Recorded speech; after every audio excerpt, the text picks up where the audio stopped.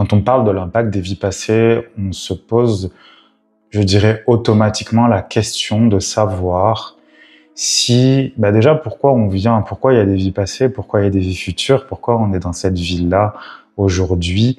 Il y a plein de questions qui se posent, mais celle à laquelle j'aimerais répondre aujourd'hui, ou en tout cas donner des pistes de réflexion là-dessus, en fait, pour éclairer un petit peu ce chemin-là, c'est tout simplement de se poser la question, effectivement, est-ce qu'on vient pour évoluer? Est-ce que la vie dans laquelle on est actuellement est faite pour évoluer, ou est-ce que c'est juste une vie comme ça? Voilà, comme il y a beaucoup de choses finalement dans le monde entier qui nous parlent de ça, qui nous disent qu'on vient, on n'a pas vraiment de but, on vient pour pourquoi pas servir tel ou tel dieu, on vient pour faire telle ou telle chose, mais au final, il n'y a pas vraiment d'avant, il n'y a pas d'après. On peut se poser la question. Personnellement, c'est une question que je me suis toujours posée parce que avant aujourd'hui, avant il y a quelques années, je croyais pas vraiment dans la réincarnation, je croyais pas vraiment dans les vies passées, je croyais pas dans toutes ces choses-là, mais pas parce que j'y croyais. Enfin, déjà, je savais pas que ça existait à la base. Au début, on m'a pas enseigné ça. C'est pas comme ça que j'ai été éduqué. Justement, moi, mon éducation, c'est ça. Hein, c'est on vient dans cette vie, on fait ce qu'on a à faire, et puis après, on vient de nulle part, on va nulle part. Et finalement, ça n'avait aucune logique pour moi. Il n'y avait pas de logique et je dirais même, il y avait une certaine tristesse. Il y avait quelque chose de très désespérant en se disant, mais je sers à quoi? Je sers à rien. Je sais pas pourquoi je suis là, je sais pas pourquoi je suis venu là, je sais pas pourquoi je vais dans telle ou telle direction finalement. Et c'est quelque chose qui m'a beaucoup choqué, je dirais. Pendant longtemps, je me suis posé la question parce que c'est des questions que je me suis posées très très jeune. Vraiment, j'avais même pas 10 ans quoi, que je me posais déjà ces questions-là. Je m'intéressais déjà à tous ces sujets-là. Et donc, pour moi, on vient pour évoluer. Donc la question, finalement, la réponse à la question est très simple. C'est oui, on vient pour évoluer. On vient pour évoluer parce que dans les vies passées, on a commencé quelque chose, on a commencé une évolution. Alors quand je dis on a commencé quelque chose, ça peut être plein de choses, ça peut prendre plein de formes, ça peut être une œuvre. On peut par exemple penser, je sais pas, à de la musique, à des musiciens qui reviennent de vie en vie, des peintres, voilà, tout ce qui va être artistique. Pour moi, c'est très, je dirais, logique en fait de retrouver plusieurs vies d'affilée. Je dirais la même âme qui va se réincarner dans des vies d'artistes parce qu'elle veut finir une œuvre, parce que je dirais elle va se réinspirer d'elle-même. Donc pour moi c'est très logique tout ça, mais ça peut être vraiment d'autres choses, ça peut être une évolution plus intime, je dirais, parce que bon, c'est sûr que quand on parle d'artistes, on va plutôt s'imaginer des personnes qui sont connues, ou en tout cas pas forcément connues dans le sens mondialement, mais des personnes en tout cas qui ont leur petite notoriété. Mais ça peut très bien être vraiment un but très très profond dans l'âme, très secret. Ça peut être une compréhension de quelque chose, ça peut être une action. On dit souvent effectivement qu'on vient dans une vie particulière parce qu'on est en train de continuer la vie précédente, là où les vies précédentes. Pour moi, c'est très logique, mais ça n'est pas tout le temps le cas. Parce que ça, les personnes qui se sont déjà renseignées sur la réincarnation vont le savoir, en tout cas ça va être logique pour eux, pour elles, pour ces personnes-là. En fait, ça fonctionne par cycle, mais les cycles ne sont pas obligatoirement les mêmes pour tout le monde, parce que chaque âme est unique, donc elle vient chercher une évolution unique, une évolution particulière en fonction de son passé déjà à elle, de ce qu'elle a vécu, de ce qu'elle veut vivre dans cette vie, et pourquoi pas de ce qu'elle va vouloir vivre dans les vies suivantes.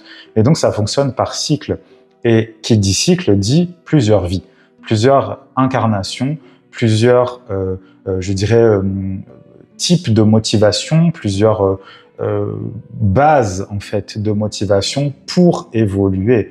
Donc ça peut être quelque chose qui est entre guillemets réglé en une ou deux vies. Bon, en général, ça prend quand même du temps, mais il se peut très bien que ce soit des petites évolutions rapides ou des choses qui sont juste, je dirais, confirmées dans une vie en particulier. provenant d'une ou de plusieurs vies passées, mais il peut y avoir des cycles qui sont très très longs, et il faut savoir aussi que ces cycles ne sont pas forcément, comment je vais dire ça, c'est pas des cycles qui sont fixes, c'est-à-dire que il va y avoir, il se peut qu'une vie, une âme par exemple, vienne dans une vie et elle continue son cycle, et toutes les vies qui se sont succédées depuis le début de ce cycle vont aller dans la même direction. Mais il se peut très bien que ce soit pas du tout le cas. Il se peut très bien, en fait, qu'on commence un cycle il y a 1000 ans, par exemple.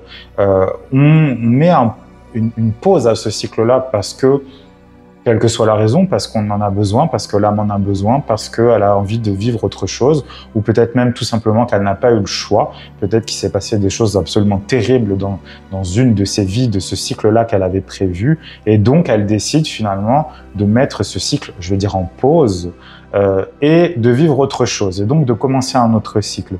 Les cycles ne sont pas fixes dans ce sens-là. Ils sont adaptables en fonction de ce que vit l'âme. Parce que l'âme, elle a évidemment un but d'incarnation, ça on en parlera très certainement, très souvent dans ce podcast, mais elle a des buts d'incarnation, certes, mais ils peuvent être adaptés, ils peuvent être modifiés. En général, dans une et même vie, ça change pas beaucoup, à moins vraiment, comme je disais, d'un gros problème, de vraiment une catastrophe ou de quelque chose qui force vraiment l'âme à modifier sa course. Mais sinon, elle va vraiment continuer. Et entre deux vies, elle va se dire, ok, peut-être que j'y suis allé un peu trop fort, ou peut-être que j'avais pas exactement les bons éléments, etc. Donc, je vais créer un autre cycle.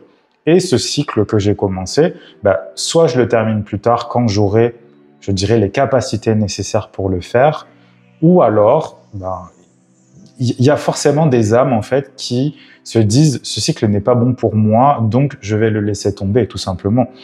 Il faut pas voir les âmes, il faut pas voir nos âmes, il faut pas voir nos incarnations comme des choses immuables. Il faut pas voir nos âmes comme, je dirais, des trucs qui savent tout en fait, qui sont omniscientes, omnipotentes, elles peuvent tout, elles savent tout. Non, c'est faux, c'est totalement faux en fait. Une âme, elle apprend et c'est pour ça qu'elle évolue, et c'est pour ça que pour moi, il y a toujours une idée d'évolution.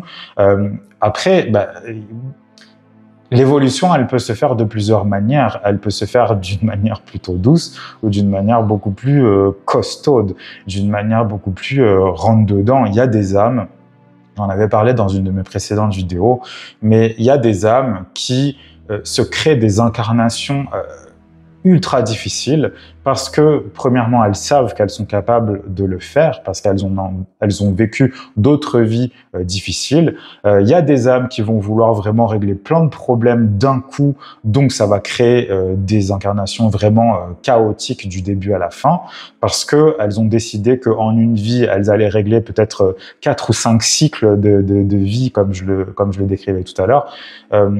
Ça peut vraiment donner des vies très difficiles, une vie très difficile. Et il y a d'autres vies qui vont être beaucoup plus simples, parce que plein de raisons, parce que tout simplement l'âme peut-être se dit qu'elle l'a mérité, je dirais, son petit repos, sa petite vie de transition. Mais c'est ça en fait, le mot qu'il faut retenir, ce sont des vies de transition, ce sont des vies en fait où il va pas se passer grand-chose. Souvent, c'est parce que les âmes ont terminé des cycles qui ont été vraiment très difficiles, donc elles vont s'octroyer, comme je disais, ce petit repos. Mais il peut y avoir des fois, et c'est là en fait où l'évolution peut être, je dirais, inversée, c'est qu'il y a des âmes qui lâchent l'affaire, tout simplement. Tout à l'heure, je disais, il faut pas voir les âmes comme des espèces de robots ou l'image que j'ai, c'est comme un Terminator, un truc qui a pas d'émotion, un truc qui fait juste un robot en fait, hein, un truc qui fait juste son taf et puis c'est tout. Non, ça fonctionne pas comme ça en fait. Les âmes, elles vivent, elles meurent aussi, et elles vivent des choses très difficiles. Et il y a des âmes qui parfois ne se remettent absolument pas de ce qu'elles ont vécu dans le passé. Et donc il y a des vies comme ça où il se passe pas grand chose, mais c'est tout simplement parce que l'âme a lâché l'affaire. Tout simplement parce que l'âme a décidé ou on a décidé pour elle que c'était trop dur et qu'il fallait tout arrêter là. C'est pas facile de vivre ce genre de vie parce qu'en général, il n'y a pas grand-chose qui bouge. Après, bon, bah, ça peut être une vie pépère, mais pour moi, malheureusement, ces âmes, elles sont dans une involution, en fait. Donc là, on est toujours dans une évolution, mais c'est une évolution qui recule. Donc une involution, on est dans quelque chose là qui est en train de se détruire. Voilà, j'ai vraiment cette image de ces étoiles qui meurent et qui donc, parce que c'est ça, une âme en fait c'est une étoile, c'est une petite étoile, c'est une toute petite étoile à son petit niveau, mais c'est ça, si on veut avoir une image d'une âme, c'est ça, c'est une étoile, donc c'est quelque chose qui peut devenir absolument immense, qui peut briller énormément, mais c'est aussi quelque chose qui peut se détruire et qui peut arriver en fin de vie, parce que c'est la vie tout simplement, c'est la vie fonctionne comme ça, mais donc on a cette idée en fait de quelque chose qui est en train de se retourner contre soi-même. Ces images, bon là j'ai des images effectivement de films de science-fiction, de choses comme ça, mais où on voit des étoiles en fait qui se rétrécissent et qui s'autodétruisent finalement, mais de l'intérieur. Et c'est comme ça que ça fonctionne en fait avec les âmes qui, comme je disais tout à l'heure, ont lâché l'affaire. C'est triste, ça c'est certain, mais je dirais que quand même le but d'une âme à la base, c'est de surtout pas lâcher. Parce que qui dit évoluer, dit se renforcer, dit aller toujours plus loin. Le but d'une âme, c'est d'aller plus loin, d'aller vraiment très très haut en fait dans tous les possibles qui lui ont été donnés au départ finalement. Bon après, on va pas rentrer dans l'histoire de la création des âmes, etc. parce que je pense que suivant la spiritualité de chacun, la religion, les croyances de chacun, bah, on a tous une vision différente de ça. Donc le but, c'est pas ça non plus, c'est pas de parler de ça, mais c'est ça. Le but, c'est l'évolution. Donc, qui dit évolution, dit dépassement de soi obligatoirement, parce que on a des choses à faire, parce qu'on a des choses à mettre en place, parce que je dirais, les âmes ont leur petit agenda. Je le dis souvent quand je parle d'astrologie, c'est que l'astrologie, bah, on est sur une carte de route, c'est un GPS. Donc, on a tout ce que l'âme a prévu, enfin, tout, non. On a une partie de ce que l'âme a prévu dans l'incarnation. On peut, je dirais, déchiffrer évidemment en astrologie une grosse partie de ces choses-là. Il y a des choses qui sont cachées parce qu'il y a des choses que les âmes ne veulent pas dire ou qu'elles ne veulent pas, je dirais, entre guillemets, mettre sur le papier parce que ce sont des choses qui sont très secrètes. Et moi, de mon point de vue, elles ont aussi raison de garder ce petit secret-là, même si c'est sûr que quand on analyse un thème astral pour soi ou pour les autres, c'est embêtant de ne pas tout avoir parce qu'il y a des choses qu'on ne comprend pas, mais qu'on finit à la fin par comprendre dans tous les cas. Par rapport à cette évolution, donc le but de l'âme, c'est vraiment de se renforcer, c'est vraiment d'aller à son plus haut potentiel, c'est vraiment de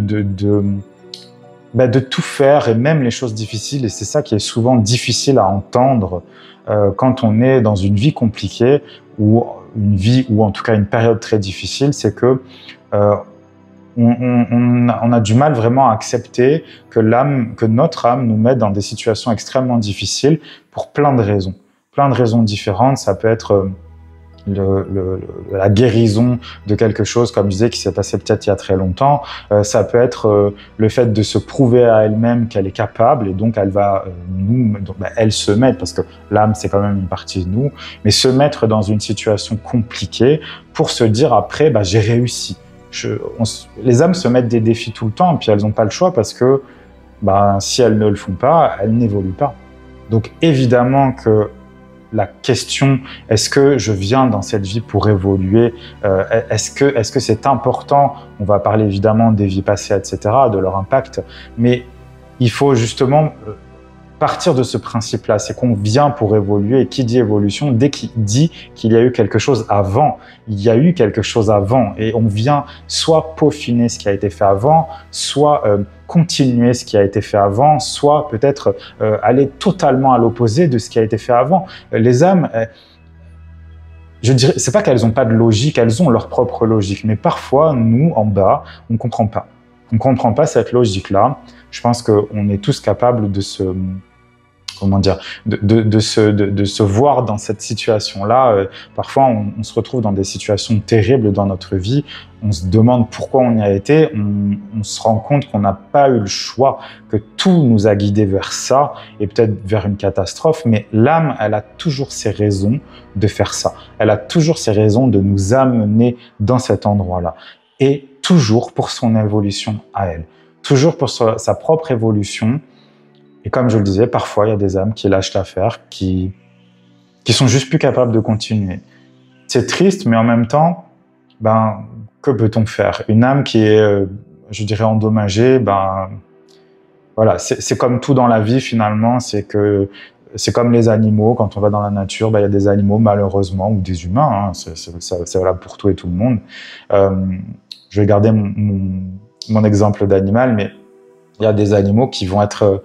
voilà, ils vont se laisser mourir aussi parce qu'ils savent qu'ils ne sont pas capables d'affronter la vie parce que c'est trop dur ou parce qu'ils n'ont pas ce qu'il fallait. Et donc, d'une certaine manière, ils choisissent, l'âme de ces animaux ou de ces humains choisissent de repartir et de préparer une autre incarnation. Et donc, c'est là, en fait, où, comme je le disais au début, c'est important, important pour moi en tout cas maintenant, de parler de réincarnation parce que sans ça, ben, c'est le désespoir total, c'est le vide total. On vit une vie dégueulasse pour beaucoup d'entre nous et on repart et on n'a rien fait et on ne sait pas pourquoi on est là et on ne sait pas pourquoi on part avec ce qu'on a vécu. C'est tellement important de comprendre. Évidemment, les vies passées ont un impact parce que ces vies passées détermine notre vie actuelle. Je ne vais pas parler de nos vies futures, ni même... mais voilà, notre vie actuelle est déterminée par des vies passées. Et c'est là où c'est important de le voir. Il y a un point en particulier d'ailleurs en astrologie qui parle de ça, puisque c'est le nœud lunaire sud. J'ai fait des vidéos là-dessus, donc on peut aussi s'y référer. Mais le nœud lunaire sud parle des vies passées qui sont utiles dans la vie présente. Ça ne veut pas dire qu'elles y sont toutes, c'est une partie des vies passées qui est contenue dans ce nœud sud-là. Donc c'est aussi pour ça que c'est vraiment important d'analyser son thème natal en astrologie parce que on comprend énormément de choses rien qu'avec cette information-là. Et tout part de cette information-là. Tout le thème natal doit être analysé, doit être compris, et compris, c'est très difficile de comprendre vraiment en totalité un thème natal. Moi, personnellement, ça fait plus de 15 ans maintenant que j'étudie mon propre thème, et encore aujourd'hui, je découvre des choses. Je les comprends d'une autre manière, je mets de nouveaux mots dessus en me disant « Ok, ce que je vis là aujourd'hui, c'est quelque chose qui vient de ce nœud, qui vient de ces vies. » C'est très, très important de comprendre déjà cet endroit-là dans le thème natal. Et ensuite, finalement, tout le thème va s'articuler autour de ce point-là en particulier. Donc, c'est vraiment très, très important de le comprendre et de le connaître.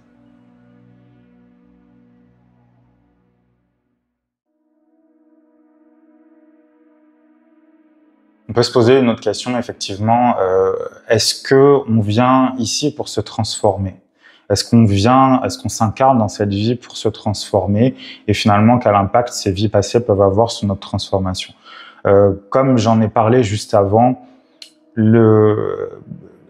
l'âme vient pour évoluer. Quand on vient pour évoluer, il y a forcément un moment, en fait, où on va devoir se transformer. Se transformer, c'est quelque chose de difficile. Voilà, c'est toujours difficile. Il n'y a pas de transformation simple, il n'y a pas de transformation facile.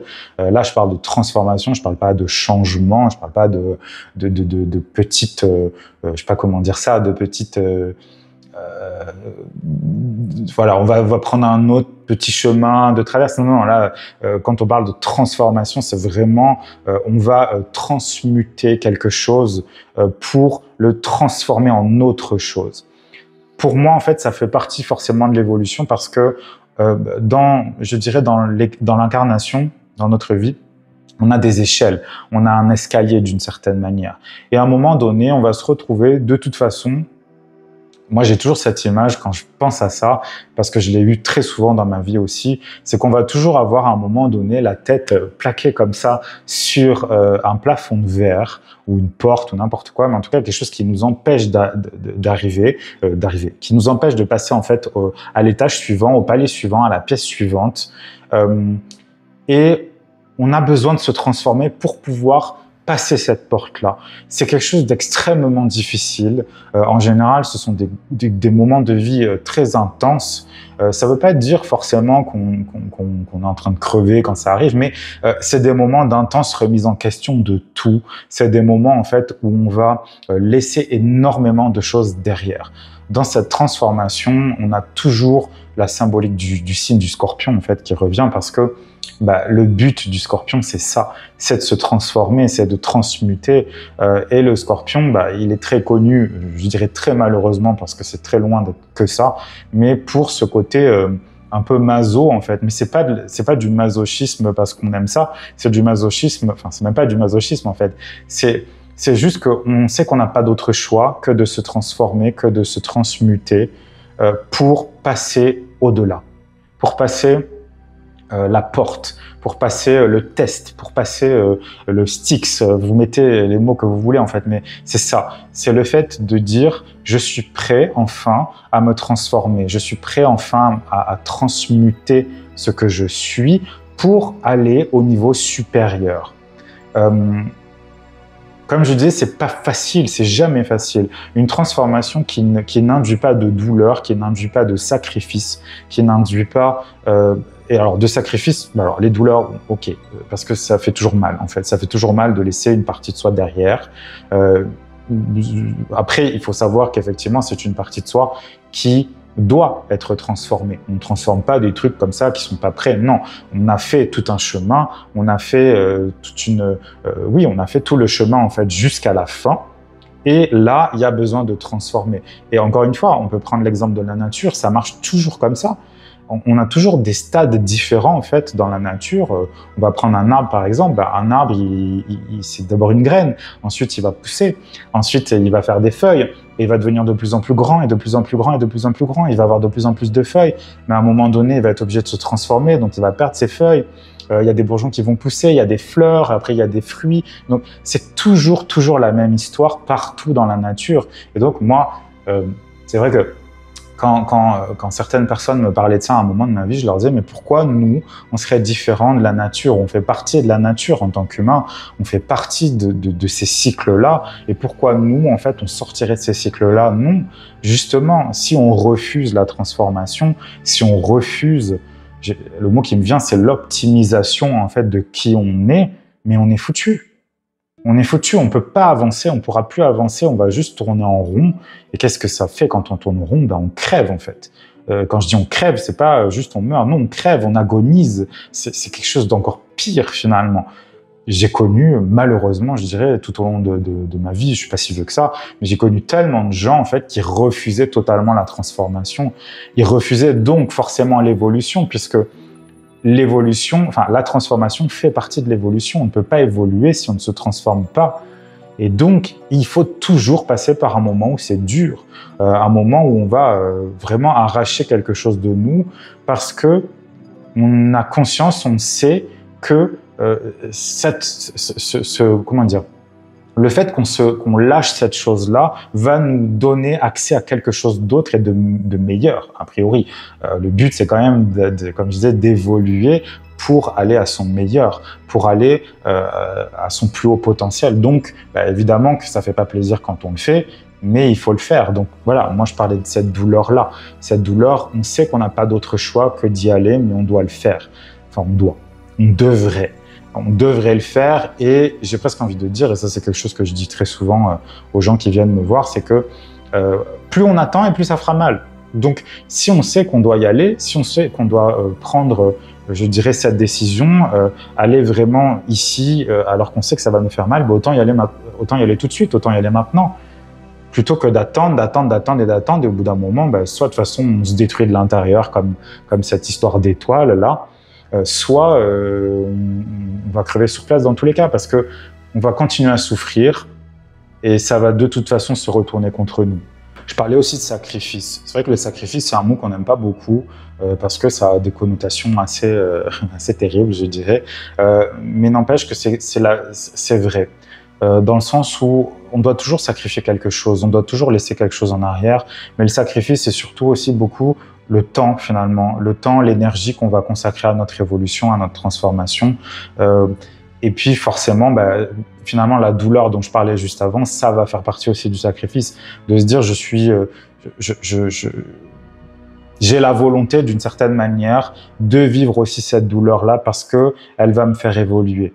C'est très malheureux. Personnellement, je ne crois pas qu'il y ait des évolutions, de vraies transformations sans douleur, sans qu'il se passe rien. Ça veut dire, enfin, pour moi, c'est absolument ridicule d'imaginer que quoi que ce soit puisse être, voilà, on est dans la joie permanente. Enfin, je sais que ce genre de choses est très discuté dans les milieux dans lesquels j'évolue, mais personnellement, c'est pas du tout ce que je pense.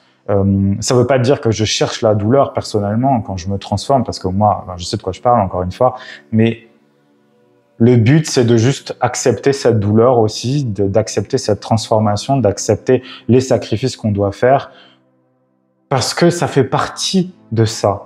Ça fait partie de ça. Je parle de nature, mais un arbre qui perd ses feuilles, on ne sait pas si ça lui fait du mal ou pas, mais je pense qu'il doit y avoir de toute façon une espèce de forme de tristesse, parce qu'on laisse derrière, encore une fois, on laisse derrière quelque chose, mais on va grandir encore plus après. C'est comme dans les saisons, finalement. On est obligé de passer par l'hiver, le printemps, pour aller jusqu'à l'été, puis repartir à l'automne. C'est un cycle, c'est toujours un cycle. Encore une fois, on est des humains, on fait partie de la nature, on fait partie de ces cycles-là, et donc on doit aussi passer par ça.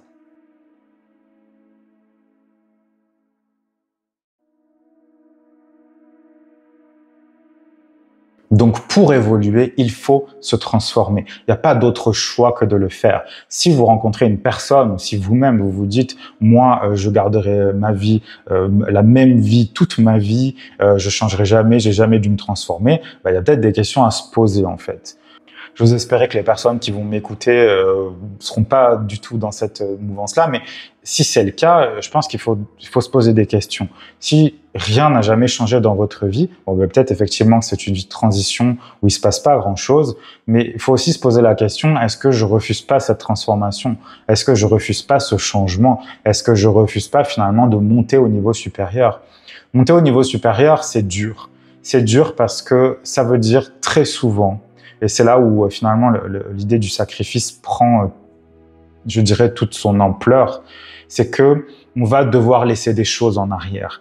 Très souvent, on garde très peu de choses. J'ai toujours cette image, en fait, encore une fois, qui est très reliée au scorpion, qui est très reliée à cette idée de phénix aussi, de mort-renaissance, c'est-à-dire que on va détruire tout ce qui nous a permis d'arriver jusque-là et on ne va garder que la petite pépite d'or ou la petite étincelle, la petite lumière en fait qui a perduré jusque-là, qui s'est nourrie finalement de tout ce qu'il y avait autour et l'enveloppe qu'il y a autour, tout le vaisseau, je dirais, qui a permis d'arriver jusque-là, va devoir être détruit. Mais ce vaisseau, c'est pas que, par exemple, juste un corps physique, c'est pas juste je sais pas, un endroit où on vit, un appartement où on vit, mais ça peut être des gens, ça peut être, c'est ça, une famille, ça peut être un travail, ça peut être n'importe quoi finalement.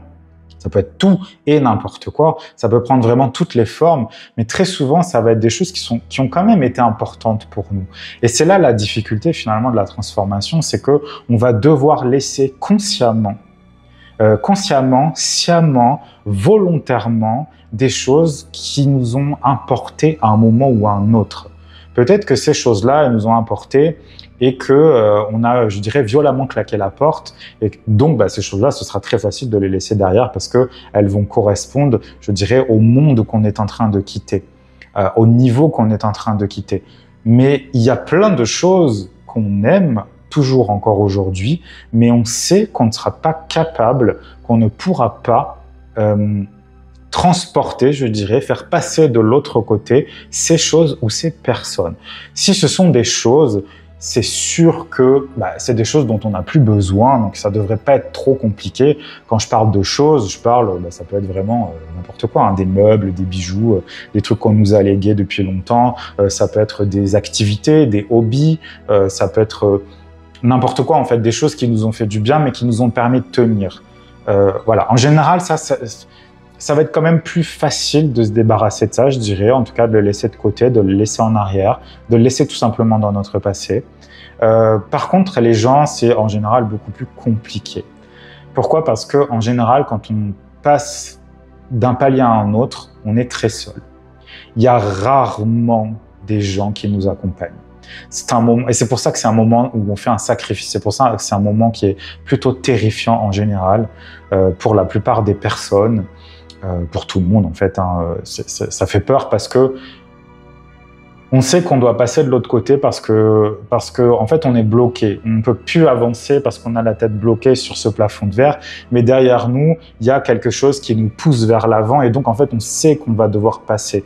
Et donc comme je disais, il y a des gens qui vont rester comme ça entre deux toute leur vie. Ça c'est terrible. Enfin, je pense que voilà, les âmes de ces personnes-là doivent être très contrariées. Mais bref, si on a envie de passer de l'autre côté, si c'est vraiment une volonté, si on en ressent, je dirais, le besoin et qu'on suit vraiment le chemin de notre âme, il va de toute façon falloir laisser ces personnes derrière.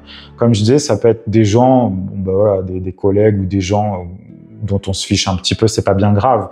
Alors, on va vite s'en remettre, mais des fois, ça peut être vraiment des gens dont on a été très proche, des conjoints, des amis très proches, une famille, comme je disais. C'est des moments extrêmes. C'est des moments dans lesquels on peut ressentir énormément de détresse, en fait, parce que on sait qu'on n'a pas le choix, que notre âme nous pousse, que la vie nous pousse, que notre destin nous pousse, en fait, vers cette transformation. Et on n'a pas forcément envie d'y aller, mais on sait qu'on n'a pas le choix, on peut plus regarder nulle part. La vie nous oblige à regarder là, en fait. Et ça peut être vraiment difficile, vraiment difficile. Encore une fois, je sais de quoi je parle. J'ai laissé beaucoup de gens dans ma vie personnellement parce que ils ne pouvaient pas me suivre. S'il y a quelqu'un avec soi, en fait, si par exemple on a un conjoint qui est dans le même chemin que nous, qui a je dirais le même chemin spirituel, la même avancée, le même rythme aussi d'avancement que nous, eh bien, on peut peut-être passer en même temps. C'est possible, d'ailleurs, il y a peut-être des âmes, il y a très certainement d'ailleurs des âmes qui font ce choix-là, qui s'unissent, je dirais, entre elles, qui passent comme des espèces de contrats en disant on passera au niveau supérieur ensemble, parce que peut-être qu'on a eu l'habitude de le faire dans des vies passées, etc. Mais c'est souvent pas le cas, en fait. Et donc, ça veut dire qu'on a des gens qu'on aime énormément, mais on sait que ces personnes-là, on va s'éloigner d'elles progressivement. C'est pas forcément quelque chose de très, voilà, de clash, où on coupe les ponts, on se parle plus, on se déteste et tout. Non, c'est juste qu'on sent qu'on s'éloigne de ces personnes-là parce que ces personnes ne sont pas tout simplement au même degré d'évolution que nous. Et ça, c'est quelque chose de difficile à accepter en général. Pour la plupart d'entre nous, c'est très difficile à accepter parce que, on se dit que c'est pas juste. Et surtout parce que ça fait peur. Ça fait peur et moi, par exemple, je suis Sagittaire, je suis un aventurier, j'aime découvrir de nouveaux horizons. Puis ça veut pas forcément dire que ça me fait pas peur d'aller tout seul dans un nouvel endroit ou quand je parle d'endroit, je parle de tout ce qui est physique, un nouveau pays, une nouvelle ville, n'importe quoi. Mais ça peut être juste une exploration interne, une exploration spirituelle, une exploration telle qu'elle soit finalement. Ça fait peur d'être seul en fait, mais on en ressort toujours tellement grandi et toujours tellement transformé, évolué. On continue toujours de l'avant en fait. Mais c'est terrifiant. Encore une fois, je sais de quoi je parle. Il y a beaucoup de gens que j'ai laissés derrière parce que je n'avais pas le choix, parce que ces personnes n'avaient pas le même chemin que moi, parce que elles ne comprenaient pas les choses de la même manière que moi, parce qu'on n'avait pas du tout le même rythme, parce que, enfin voilà. Et il y a des personnes qui aussi m'ont laissé derrière, personnellement, parce qu'elles étaient sur un autre chemin que moi, ou qu'elles allaient plus vite que moi, ou, enfin voilà. En fait, il faut, je pense, faire la paix avec ça aussi, et de se dire, c'est la vie. La vie, elle fonctionne aussi comme ça. Si on se sépare aussi de certaines personnes, c'est peut-être aussi d'ailleurs que c'était prévu comme ça, et que on ne sait pas en fait ce que ça va donner déjà pour nous. On ne sait pas exactement ce que ça va créer chez nous comme réaction. Et peut-être que c'est justement cette réaction-là qui va créer la transformation, parce que très souvent, dans des moments de rupture comme ça, il y a beaucoup de choses qui changent à l'intérieur de nous. Donc, on peut utiliser, je dirais, cette rupture pour se transformer. Donc, c'est un tremplin. Alors que si on refuse la rupture, on ne peut pas évoluer. Et c'est ça, en fait, c'est là où il faut accepter, c'est là où il faut accepter aussi que nos âmes ont une vision très différente de nous. Pas forcément très différente, mais différente. C'est-à-dire que c'est la même vision, mais elle est partagée en deux côtés, je dirais. L'âme a une vision particulière des choses, et nous, en bas, on a une autre vision des choses. Les deux peuvent se compléter, d'ailleurs, elles se complètent souvent. On n'est pas fait pour travailler, je dirais, entre guillemets, sans notre âme, et notre âme ne peut pas travailler sans nous dans tous les cas, donc il faut bien que les deux s'entendent des deux côtés. Et c'est pas forcément facile non plus, parce qu'il y a des âmes qui détestent profondément ce qu'elles ont incarné, et l'inverse est vrai aussi. Moi, j'ai vu ces cas tellement souvent, des gens qui étaient pas du tout en accord avec leur âme, et des âmes qui étaient pas du tout en accord avec leur incarnation ici-bas. C'est terrible de voir ça parce qu'on se doute qu'il s'est passé quelque chose d'ailleurs dans les vies passées, qu'il y a eu des dissensions, je dirais, au sein du couple. Incarnation et âme, et c'est terrible en fait de vivre ça, mais à un moment donné il faudra de toute façon rabibocher les choses, parce que s'il y a une espèce de divorce en fait entre l'âme et son incarnation en bas qui se crée, mais c'est terrible en fait. C'est terrible, terrible, terrible. Et ça veut pas dire que l'âme a raison, ça veut pas dire que l'incarnation a raison, ça veut dire qu'il faut qu'il parle. Ça veut dire qu'il faut qu'il discute. Ça veut dire qu'il faut demander à l'âme, mais t'attends quoi de moi en fait? Et il faut que l'âme aussi, elle prenne conscience que sa vision n'est pas forcément compatible non plus avec ce qu'on vit nous au quotidien en bas. C'est pas un exercice facile à faire, ça c'est sûr, mais c'est quand même un truc à faire, je pense, au moins une fois, surtout quand on est vraiment totalement paumé dans sa vie. Donc la transformation, elle est absolument nécessaire. Elle est absolument nécessaire pour évoluer. Cette transformation, elle nécessite dans tous les cas de laisser des choses derrière. Elle nécessite dans tous les cas une douleur plus ou moins grande. Elle nécessite de se laisser, je dirais aussi, porter par la vie. Donc ça demande beaucoup de foi en soi et en la vie. Et dans tous les cas, de l'autre côté de la porte, de cette porte qui fait si peur finalement quand on est devant, parce que il y a des gens qui seront terrorisés à vie et qui passeront jamais cette porte. Il y a des gens qui seront ultra excités de passer cette porte, mais ça veut pas dire être excité et avoir envie de passer cette porte, ça veut pas dire que ça fait pas peur. Pas du tout. Et c'est là, finalement, où on trouve la différence entre les personnes et les âmes courageuses et celles qui ne le sont pas. Ça, c'est un sujet qui est important aussi, parce qu'on n'a pas tous la même dose de courage. Et c'est aussi pour ça que les vies passées sont extrêmement importantes dans cette situation-là. C'est parce que si on a eu des vies où on a passé son temps à se dépasser, forcément, je dirais, se transformer sera d'autant plus simple. Mais si on a des vies vies passées où on n'a rien foutu, où on a juste attendu, où l'âme ne savait pas trop ce qu'elle faisait, et puis elle n'a pas prévu grand-chose, parce que ça arrive. Il y a des vies qui sont ultra millimétrées, où on a un chemin et on va juste rester sur ce chemin-là. Et dès qu'on va essayer de sortir du chemin, de sortir du rail, l'âme, elle va vite nous recadrer en fait. Ça arrive très souvent. Mais il y a des vies où les âmes, elles prévoient rien. Elles font n'importe quoi, après, c'est toujours pareil. L'âge de l'âme est très différent. Il y a des âmes qui sont très jeunes, il y a des âmes qui sont très anciennes et qui savent exactement où elles veulent aller. Ça, c'est la vie. C'est comme ça aussi. Il faut l'accepter. Mais je pense que, a priori, si on regarde ce genre de vidéos, si on écoute ce genre de podcast, on a quand même une conscience des choses. Donc ça m'étonnerait qu'il y ait beaucoup de très jeunes âmes qui écoutent ce genre de choses, parce que ça les intéresse pas spécialement. C'est plutôt, je dirais, un repère de vieilles âmes, de personnes qui savent où elles veulent aller, ou en tout cas qui ont vraiment le désir et le besoin de se transformer très profondément. Mais encore une fois, cette transformation, elle est douloureuse, elle est difficile, mais elle est nécessaire. Enfin, elles sont nécessaires, puisqu'il n'y en a pas qu'une.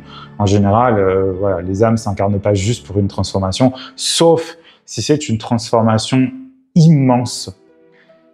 qui, encore une fois, qui agglomère plusieurs vies. Ça arrive souvent que l'âme, finalement, décide que on va, j'en ai déjà parlé, mais j'insiste sur ce côté-là. Ça, c'est des gens qui vont avoir vraiment des vies plutôt difficiles, où ils vont toujours avoir l'impression que ça s'arrête jamais, en fait. Qu'on passe d'un problème à un autre, et dès qu'on a réglé un problème, paf, il y en a un autre qui arrive.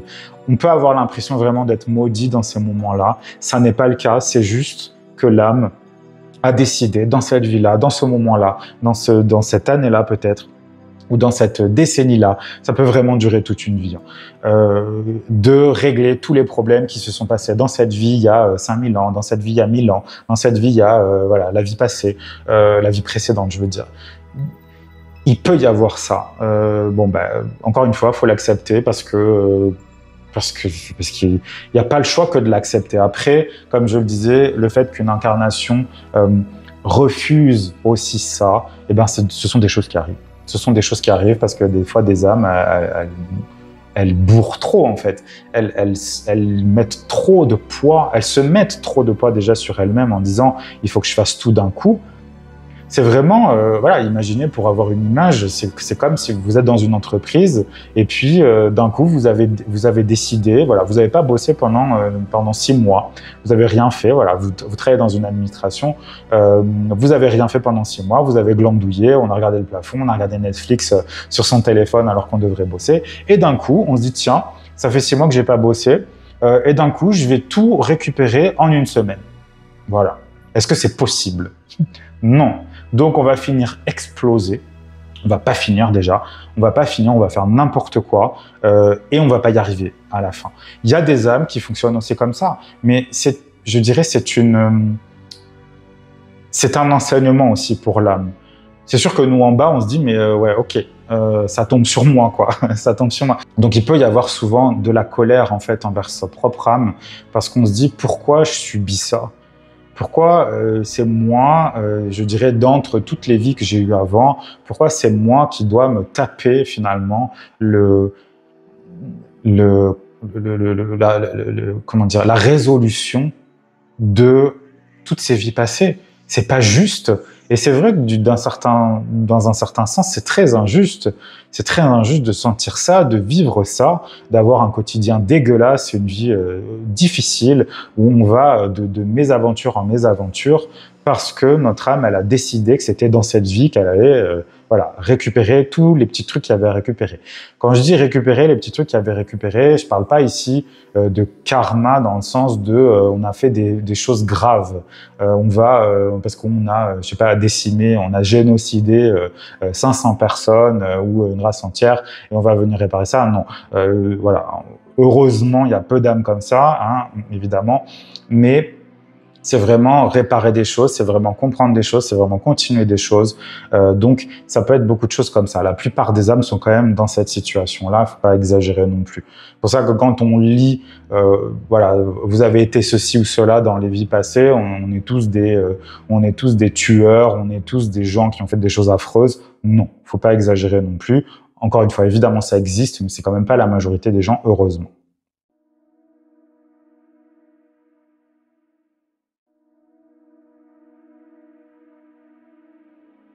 Alors justement par rapport à ça, par rapport au moi en fait qu'on a été dans le passé, au jeu qu'on a été dans le passé, c'est très important à un moment donné de faire la paix en fait avec ces moi du passé. Comme je le disais précédemment, en fait, notre âme, elle peut vraiment prendre une vie en particulier et se dire je vais résoudre tous les problèmes que j'ai causés, ou tous les problèmes que j'ai eus, ou toutes les incompréhensions que j'ai, je dirais, développées. Et donc, dans ma vie, dans cette vie-là, donc dans votre vie actuelle, vous allez avoir plein de problèmes, vous allez avoir plein de trucs. Et à un moment donné, vous allez vous dire, c'est pas possible que ce soit moi, en fait, l'instigateur de ça. Qu'est-ce que j'ai fait? Comme je disais, en fait, on va ressentir un très, très gros sentiment d'injustice. On va se dire, c'est pas possible. Qu'est-ce que j'ai fait pour mériter ça? Il faut tout simplement aller voir dans le passé. Il faut aller voir ce qui s'est passé dans les vies précédentes Ça, c'est une question évidemment qu'on peut poser à l'âme pour savoir ce qui s'est passé. Si elle veut nous donner je dirais alors je souris pas pour ça, mais si elle veut nous donner des informations, et je souris parce que ça arrive quand même assez régulièrement en fait que les âmes ne veuillent pas parler de ces vies à problème. Les âmes, elles ont leur petite fierté, elles ont leur petit caractère, elles n'ont pas envie d'être prises en défaut, voilà. On a fait ce qu'on pouvait, on a raté, oui, mais bon, ça arrive aux autres aussi. Voilà, c'est un truc que j'ai souvent entendu. Non, le but quand on fait surtout une thérapie, quand on fait ce genre de recherche, en tout cas à l'intérieur de soi, pour comprendre ce qui s'est passé, pour débloquer le présent, parce que le but c'est ça, hein. Limite on s'en fout de qui on a été dans les vies passées. Nous, tout ce qu'on veut, c'est vivre une vie équilibrée, une vie où on est heureux, un tant soit peu, et donc on veut régler les problèmes le plus rapidement possible. Il y a des âmes donc qui refusent, ou qui sont très frileuses, je dirais, pour parler de ça. Parce que, évidemment, ça les met en faute. Évidemment, elles peuvent se sentir jugées, je dirais. C'est quelque chose qu'il faut savoir. Donc, c'est sûr que parfois, voilà, je disais, oui, parfois, ça arrive quand même. Disons qu'il faut parlementer avec l'âme, en fait, en lui expliquant. C'est très rigolo d'ailleurs de faire ça. Enfin, rigolo. C'est jamais très rigolo de s'occuper de ce genre de choses, mais c'est marrant parce que les âmes ont toujours cette... elles parlementent, en fait, voilà. Oui, mais bon, j'ai pas trop envie que tu le saches, etc. Moi, ça m'arrivait plus d'une fois quand même de sentir vraiment le blocage de l'âme, et l'âme, elle veut rien sortir. Elle veut pas, hein. Elle veut pas, et pourtant on a beau lui expliquer que si elle veut que son incarnation se passe mieux, si elle veut que les choses se débloquent, et si surtout elle veut régler le problème qu'elle essaie de régler, il va bien falloir un moment ou un autre qu'elle parle en fait, qu'elle dise ce qu'elle a à dire, qu'elle dise ce qui s'est passé. Parfois ça se débloque tout de suite parce que l'âme, je dirais, est bien disposée à papoter de ces mois passés, de ce qui s'est passé justement dans ses anciennes vies, mais parfois ça prend beaucoup de temps. Parfois, ça prend beaucoup de temps. Parfois même, ça prend des années avant que l'âme, je dirais, crache le morceau en disant « Ok, il s'est passé ça ». Pourquoi? Mais parce que, alors, soit c'est parce que l'âme ne veut pas, parce que, comme je disais, elle a sa petite fierté, elle a son petit ego mal placé là, qui finalement la dessert complètement, parce que elle finira sa vie, si elle ne débloque pas ça, elle finira sa vie comme elle l'a commencé. Donc finalement, le problème n'aura pas été résolu, et même peut-être pire, ça se sera gangréné. Donc le but, c'est quand même que l'âme comprenne que c'est pour son bien, d'accord? Après, quand c'est rapide, voilà, c'est parce que l'âme, elle a compris que c'est bon, elle peut mettre son truc, on la juge pas, on s'en fout, nous on veut juste régler le problème. Mais parfois ça met vraiment plusieurs années, comme je disais, et parfois c'est tout simplement parce que c'est pas le moment. C'est pas le moment, et ça aussi c'est très difficile quand on est en bas et qu'on souffre, quand on est moi, toi, vous, quand on est nous en fait, c'est très difficile d'accepter que notre âme prenne tout son temps, ou en tout cas, ce qu'on a l'impression être tout son temps, qu'elle prenne voilà, on a l'impression qu'elle fout rien et que nous, on est juste là à souffrir. Mais parfois c'est vrai, parfois c'est le cas. Parfois, elle aurait pu faire plein de choses avant et elle ne l'a pas fait. Elle n'a pas poussé son incarnation à aller dans ce coin-là, parce que c'était trop chiant, parce que c'était, voilà, on a la flemme, parce que voilà, les âmes, elles nous ressemblent, hein, c'est nous, c'est une version voilà, plus éthéré, on va dire, de nous, mais c'est quand même nous. Donc, on ressemble quand même beaucoup à notre âme. Comme je disais, des fois, il y a des dissensions entre les deux qui sont assez incroyables, mais c'est souvent, elles nous ressemblent quand même beaucoup, hein, en général. Donc, il faut les imaginer comme nous. C'est pas des petits trucs parfaits, non, du tout. Donc, voilà, on les pousse en leur disant, ok, si tu fais rien, si tu me donnes rien, moi, je peux pas avancer. Ça, c'est ce que je fais évidemment quand je reçois quelqu'un, mais la personne en elle-même devrait dire finalement à son âme, si tu me donnes rien, si tu me donnes pas de prise, je dirais, où m'accrocher pour comprendre, pour régler le problème, comment veux-tu que j'avance? Les âmes, elles ont vraiment aussi parfois besoin qu'on les secoue un peu pour qu'elles prennent conscience que si elles n'ont pas d'aide, elles ne s'en sortiront pas, tout simplement. Il y a besoin d'aide, et souvent, hein, on a tous besoin d'être aidés à un moment ou à un autre, absolument tous. Je m'inclus très volontiers dedans, et moi, c'est quelque chose que j'aime, en fait. C'est bête hein, de dire ça, mais c'est quelque chose que j'aime. Quand je trouve quelqu'un qui est capable de m'aider, qui est capable de me montrer un nouveau chemin, je l'adore parce que je me dis, je vais enfin pouvoir évoluer, je vais enfin pouvoir régler ce problème-là. Après, il y a des gens qui refusent totalement toute aide. Bon, bah, ces personnes-là, on peut pas les aider dans tous les cas. On peut pas, de toute façon, on peut aider personne qui ne veut pas s'aider d'abord soi-même.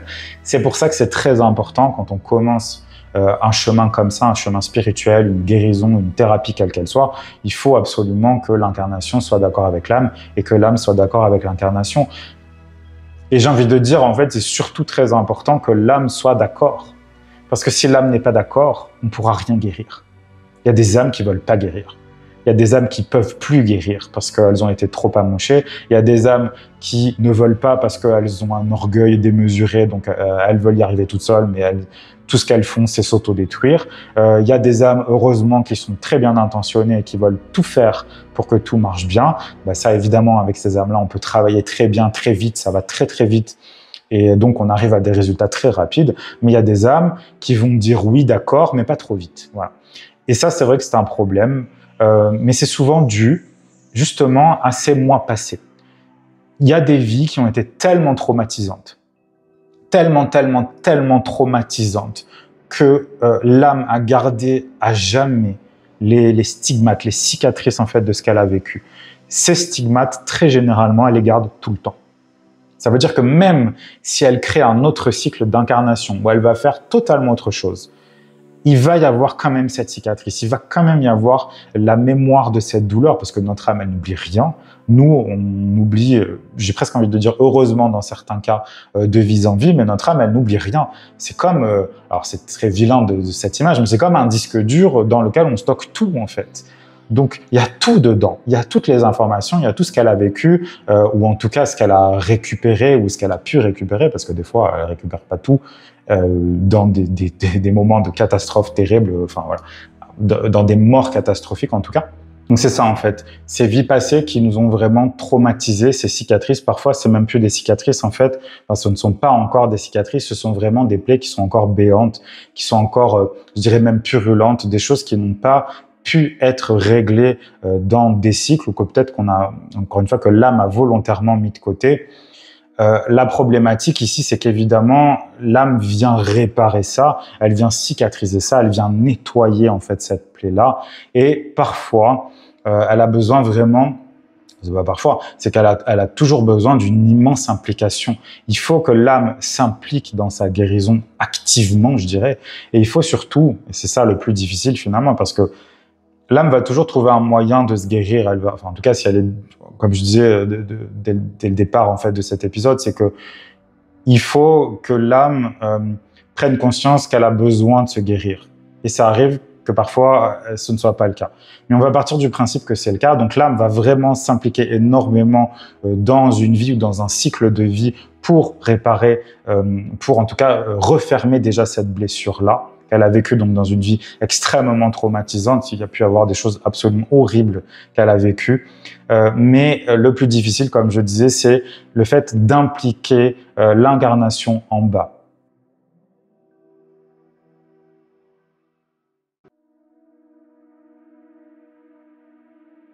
L'incarnation, donc vous, moi, les gens comme on est là, c'est difficile pour nous d'accepter ça en général parce que, comme je le disais, des fois on a des vies vraiment de cauchemars. Il y a vraiment des personnes qui revivent encore et encore des choses qu'elles ont vécues dans d'autres vies. Elles en sont pas conscientes. J'ai presque envie de dire heureusement parce qu'elles ont oublié, mais on revit encore et encore et encore parce que l'âme a besoin aussi de repasser très souvent par les mêmes chemins.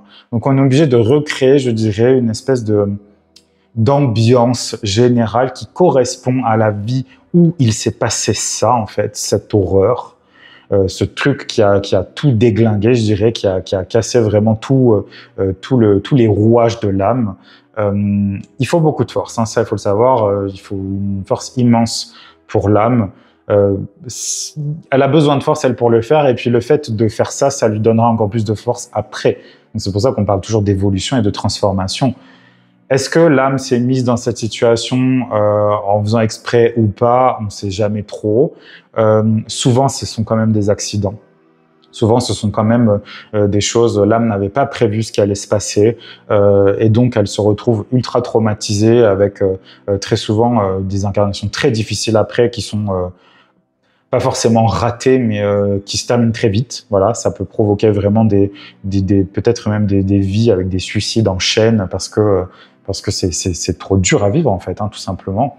Mais l'implication de l'incarnation est vraiment totalement primordiale. Le problème, c'est que, comme je disais, si les gens ont des vies de cauchemars et qu'à aucun moment ils se posent la question de savoir si c'est pas justement quelque chose qui s'est passé dans une vie passée ou qui ont tout simplement absolument aucune conscience qu'il y a des vies passées et que ça peut venir de là, ça donne des vies où on peut rien faire. En fait, on peut rien faire, on est bloqué.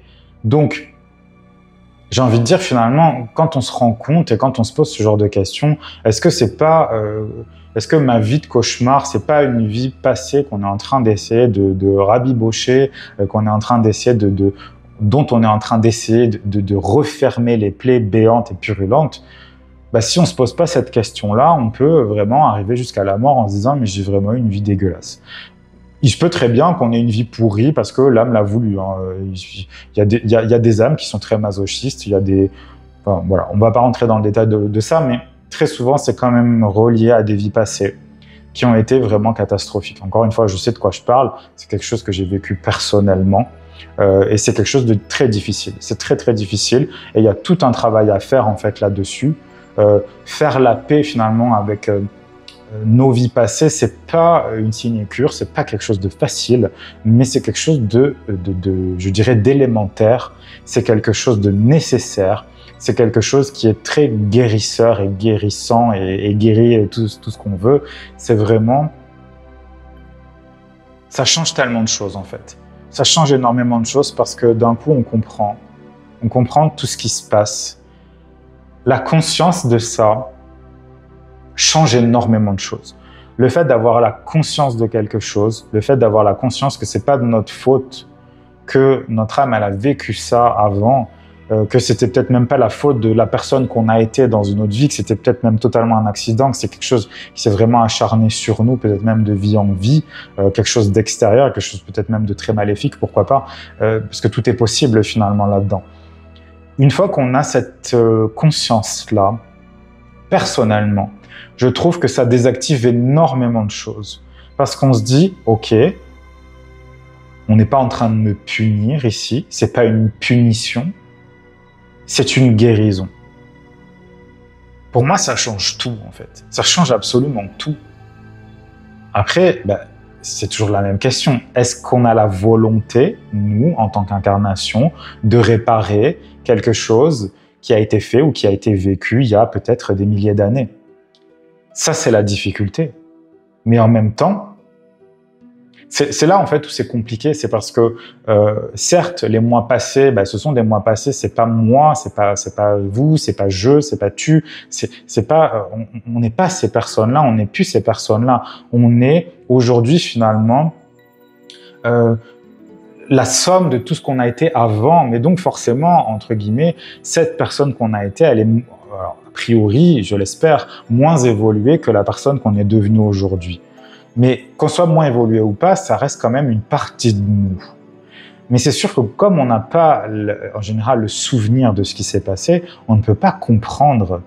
Et on se dit, mais c'est pas moi. Pourquoi moi j'ai à payer? Et c'est ça en fait, on prend toujours ça comme une punition. C'est très rare que quelqu'un dise, ah ok, c'est quelqu'un de mon passé, c'est chouette, je vais réparer quelque chose qui a été fait ou qui a été subi dans le passé. Ok, il n'y a pas de problème. Non, en général, on refuse, on n'est pas d'accord, on dit c'est pas juste, moi je veux vivre une vie heureuse, j'ai pas envie de payer et c'est ça, souvent on va dire ça, j'ai pas envie de payer pour quelqu'un qui n'est pas moi, qui a fait quelque chose de pas bien, mais c'est pas ça. C'est pas ça, comme je disais, très souvent, ce sont des gens qui ont, c'est ça, nos mois passés ont été des personnes qui ont énormément souffert, et donc on va réparer ça. Et il faut beaucoup d'amour pour soi-même. Il faut beaucoup d'amour pour son âme aussi. Parce que, comme je le disais, nos âmes, elles sont très loin d'être parfaites. De toute façon, la perfection, ça n'existe pas. Mais les âmes, elles sont là pour évoluer. Donc c'est bien qu'elles ne sont pas parfaites, de base.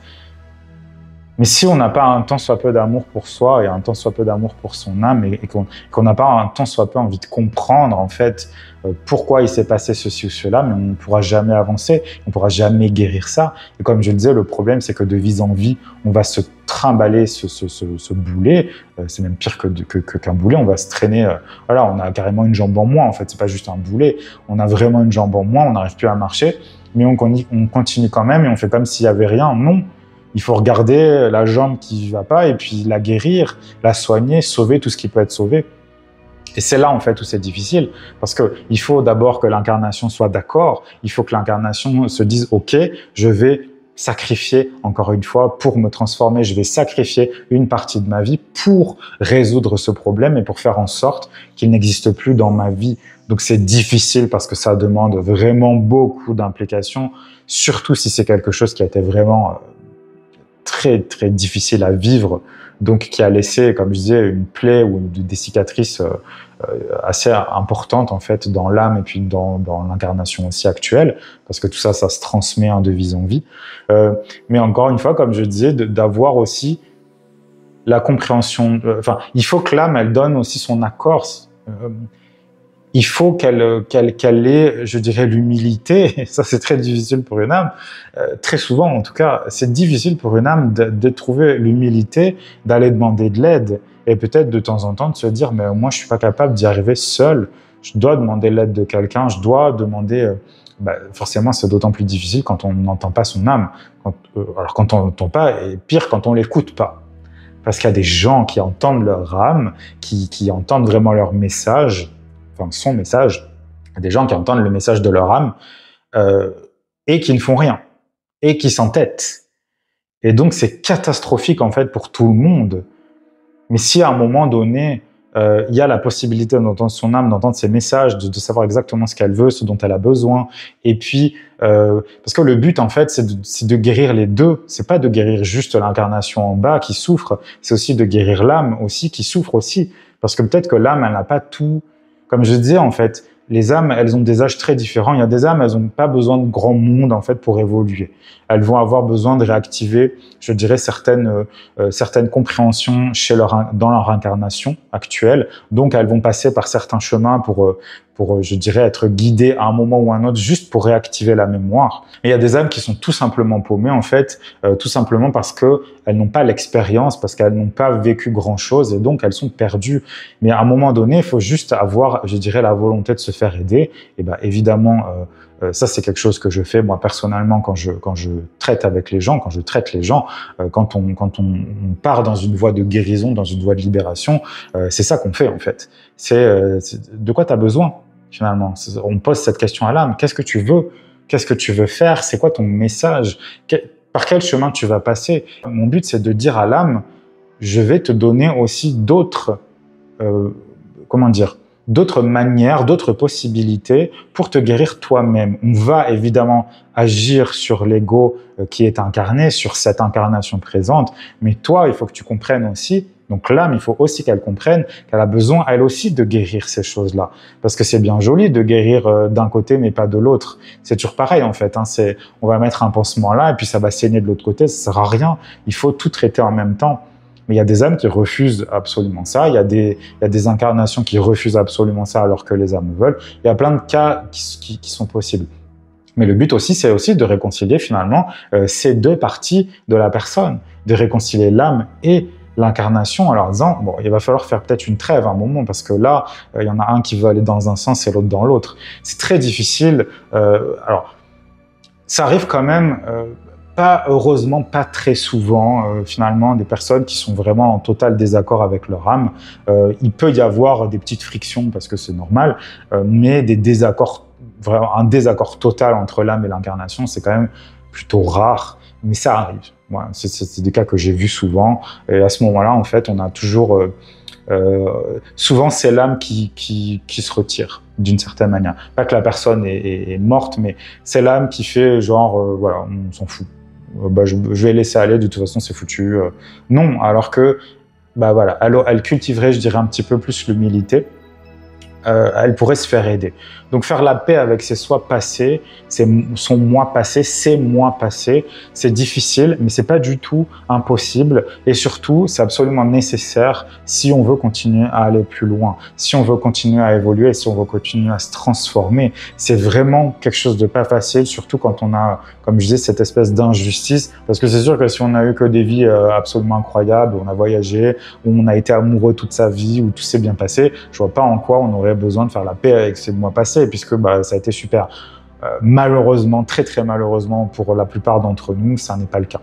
Pour la totalité d'entre nous, on a tous vécu des vies très difficiles, des vies où on a vécu des choses très vraiment horribles en fait. Et donc il faut guérir ça.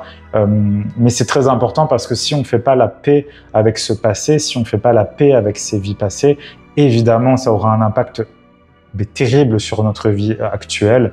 Il faut tout simplement accepter. Accepter, ça ne veut pas dire qu'on est d'accord, ça veut juste dire que... Enfin, ça ne veut pas dire qu'on est d'accord. Si, ça veut dire quand même qu'on est d'accord, parce qu'on est d'accord. On est d'accord, en fait, pour aider à la guérison.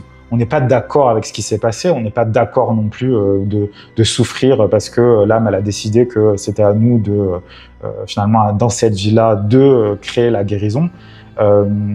Et c'est là où l'implication de l'âme est absolument... De toute façon, si l'âme n'est pas impliquée, il ne se passera rien. Et c'est là où il y a besoin vraiment d'un intermédiaire, souvent entre les gens, où il y a besoin de parler directement à l'âme en lui disant « Mais pourquoi tu fais ça? C'est idiot, ça ne va pas marcher, donc il faut que tu revoies ta copie. » Les âmes, elles sont capables de changer de chemin aussi. Souvent, alors, comme je dis, de temps en temps, il y a des âmes qui sont ultra, voilà, elles sont ultra organisées, elles ont vraiment millimétré la vie parce que à ce moment-là, il va faire ça, on va se retrouver là, on va trouver telle personne qui va nous donner ça. Il y a vraiment des vies qui sont ultra bien préparées et il y en a d'autres où c'est, je veux juste aller d'un point A à un point B et puis ce qui se passe au milieu, je m'en fous un petit peu. Il y a des gens comme ça qui vont avoir vraiment des vies très, je dirais, libres, on va dire ça comme ça. Mais il y en a d'autres pas du tout. Les personnes qui ont cette espèce de liberté, c'est peut-être plus facile pour ces personnes-là justement d'être aidées et de raisonner l'âme en lui disant si tu vas par là par exemple, si tu fais de cette manière-là, ça pourrait mieux fonctionner. Et donc à l'âme, finalement de toute façon c'est l'âme qui a toujours le dernier mot, hein. J'ai envie de dire malheureusement un petit peu pour nous en bas parce que des fois ça nous met vraiment dans des situations assez pourries. Mais le but, c'est la guérison. Donc, à un moment donné, comme je disais, il faut aussi accepter, nous, en tant qu'incarnation, je parle de nous parce que je ne suis pas une âme, mais en tant qu'incarnation, à un moment donné, il faut juste accepter qu'on passe aussi par ces périodes de transformation, par ces moments extrêmement difficiles qu'on vit. Il faut aussi supporter ce qu'on voit, nous, comme une injustice, mais qui, pour l'âme, n'est entre guillemets, qu'une guérison. C'est une guérison et peut-être une guérison, comme je disais, qui englobe des dizaines et des dizaines de vies. Il faut en être conscient de ça. Donc, encore une fois, est-ce que c'est facile d'être en paix, en fait, avec ces mois passés? Non, ça n'est pas facile, mais c'est nécessaire.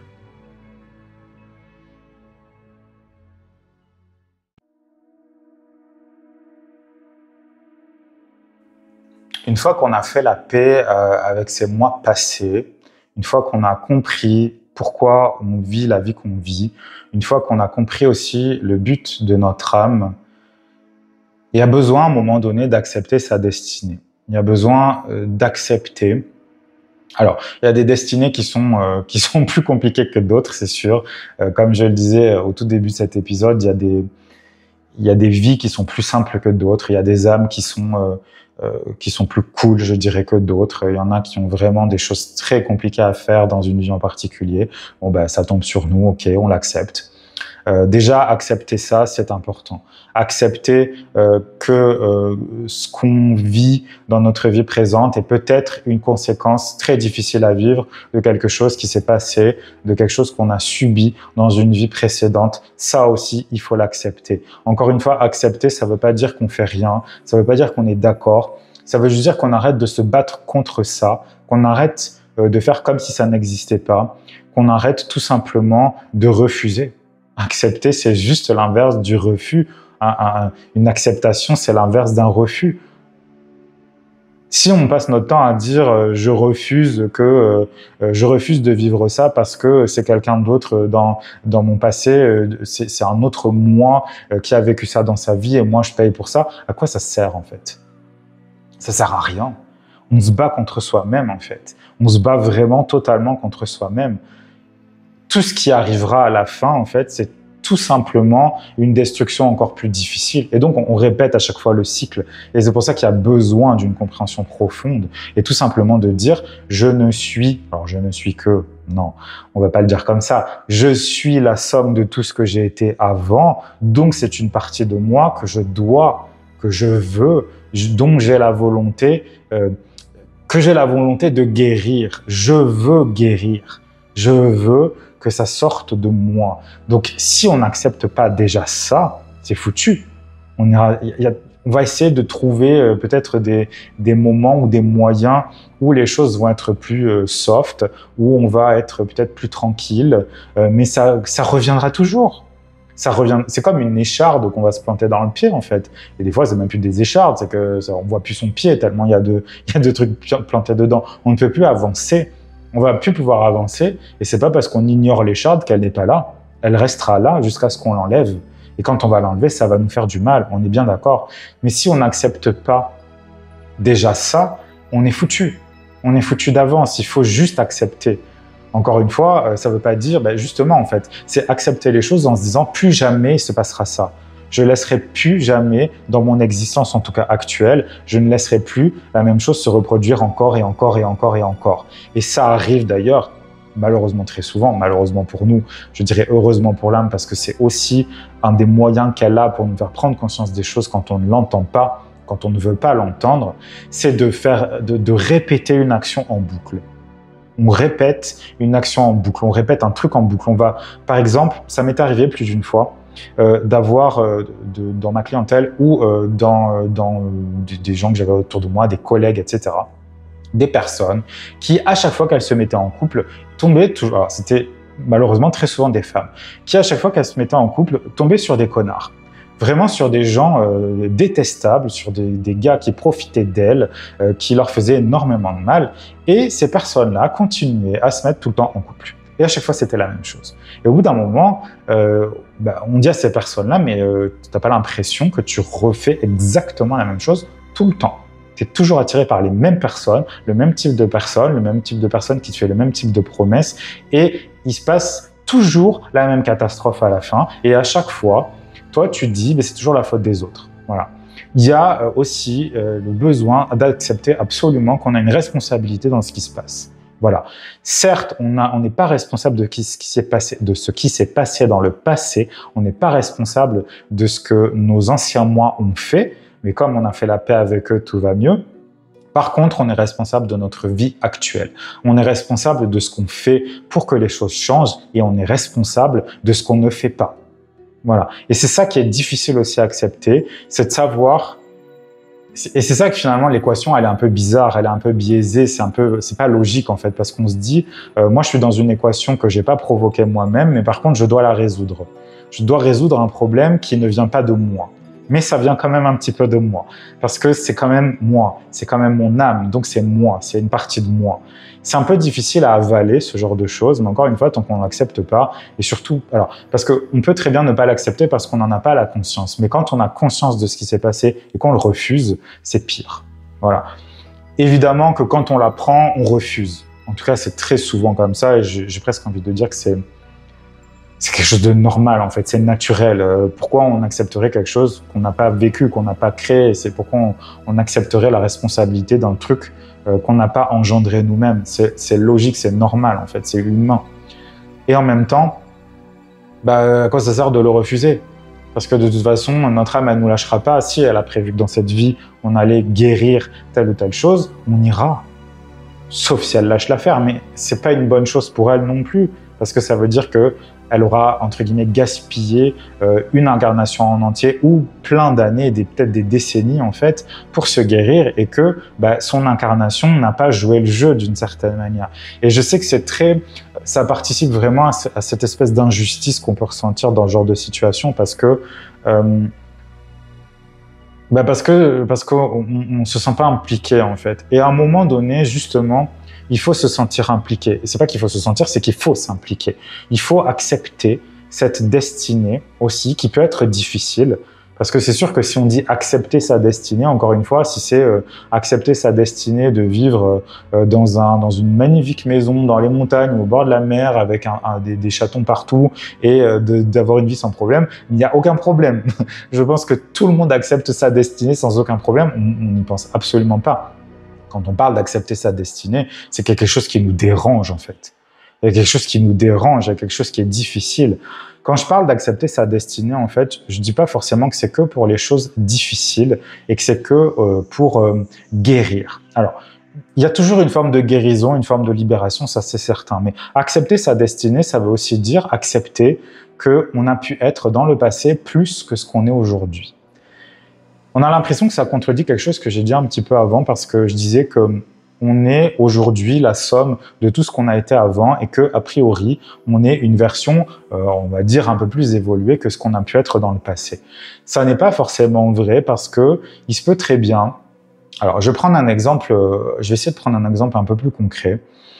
Il se peut très bien que dans notre vie passée, dans une vie passée en fait, pas notre vie passée parce qu'on en a plein, il se peut très bien que dans une vie passée, on ait développé certaines capacités. Je pense par exemple voilà, dans tout ce qui est ésotérique, tout ce qui est clairaudience, clairvoyance, ce genre de choses. Il se peut très bien qu'on ait développé ça dans une vie passée, mais qu'il se soit passé une catastrophe, quelque chose de vraiment extrême qui ait fait que, je dirais qu'on se soit auto-maudit d'une certaine manière en disant plus jamais je n'utiliserai ça parce que ça a mené à cette catastrophe. Alors, des fois, ça peut ne pas être vrai du tout et on fait le lien entre ces deux choses alors qu'elles n'ont pas de lien du tout, mais il se peut que, effectivement, ce soit lié. Et donc, c'est encore pire forcément si c'est lié. Et donc, il se peut très bien que on refuse de être à nouveau, par exemple, clairaudient ou clairvoyant. Ça arrive très souvent, ce genre de choses. J'en parle, mais ça arrive quand même plutôt souvent. Il se peut justement que notre destinée dans cette vie actuelle, ce soit de retrouver ça, ce soit de repasser aussi, comme je disais, par des événements qui ont été vécus dans cette fameuse vie qui a bloqué, on s'est auto-bloqué, hein, c'est pas, ça vient de nulle part autre que de nous, hein, mais par peur, par désespoir, par désarroi, par toutes ces choses très négatives, il se peut qu'on se soit bloqué soi-même, mais il se peut très bien que notre vie, notre destinée de cette vie actuelle, ce soit de retrouver ça en fait. Donc, au final, accepter sa destinée, c'est souvent pour des choses qui sont difficilement acceptables, mais c'est souvent pour des choses qui sont très belles, des choses qui vont vraiment nous faire du bien, qui vont vraiment nous guérir. Mais pour arriver, c'est ça la difficulté finalement, rien n'est facile, c'est que pour arriver à récupérer, par exemple, je vais garder cet exemple-là, pour arriver à récupérer ou à continuer de développer notre clairaudience ou notre clairvoyance, il va falloir revivre d'une manière plus ou moins atténuer les catastrophes qui se sont passées dans cette vie précédente, on va être obligé de passer par ces choses-là. Et si on refuse ça, si on refuse ce chemin, si on refuse ce passage, il ne se passera rien.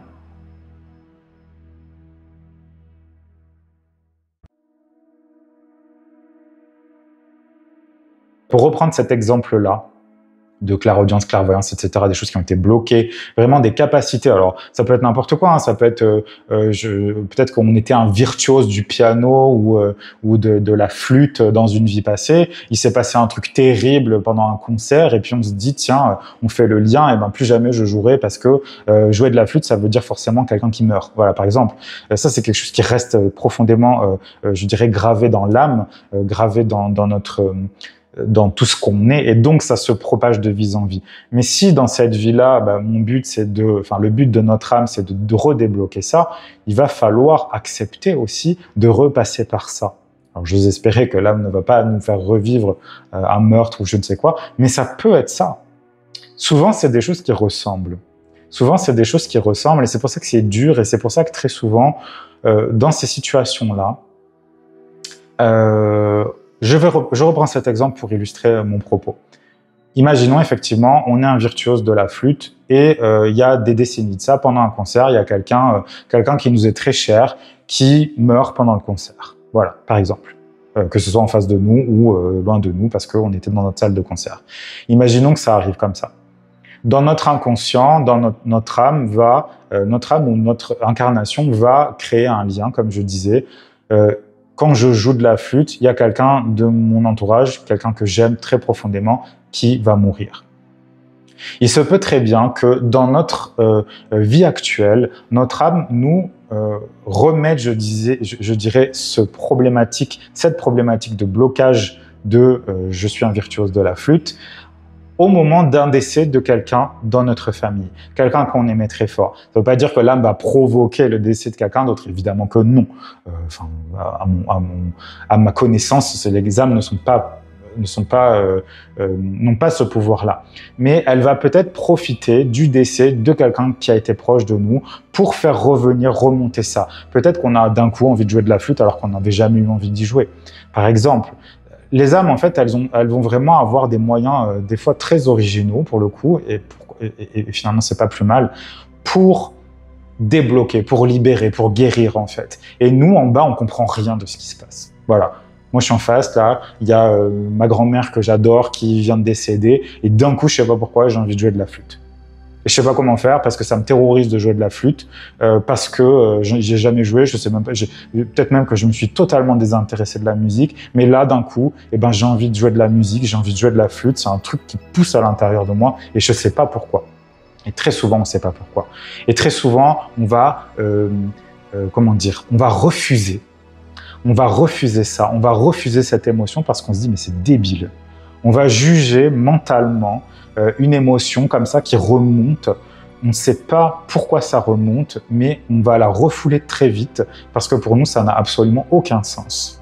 Surtout parce que, étant donné que c'est a priori quelque chose qui a été traumatisant, parce que si on a bloqué ça, c'est qu'il y a eu un traumatisme qui nous a fait bloquer justement cette capacité ou quoi que ce soit d'autre. Et donc, comme ça va remonter avec énormément de peur, on va se dire c'est forcément quelque chose de maléfique, c'est forcément quelque chose de pas bien, mais c'est pas du tout le cas. Et c'est pour ça que quand ça arrive, il faut absolument se poser la question, mais qu'est-ce qui se passe? Pourquoi je ressens ça? Pourquoi je ressens d'un coup une attirance pour de la flûte alors que je savais même pas que ça existait, ça se trouve? Et se poser vraiment ces questions-là, en fait. Ça, c'est qu'il y a vraiment des espèces de réminiscences, des trucs des vies passées qui remontent, mais très souvent, c'est pour une guérison. Donc, dans ces moments-là, c'est là où c'est important d'accepter sa destinée parce qu'il y a plein de choses dans notre destinée qu'on ne comprend pas. Il y a plein de choses qu'on ne comprend pas, premièrement parce qu'on n'a pas la logique de notre âme, on n'a pas la même en tout cas, elles sont souvent, alors c'est à espérer en tout cas, mais elles sont souvent complémentaires, mais on n'a pas la logique de notre âme, on ne sait pas forcément tout ce qu'on a vécu dans nos vies passées.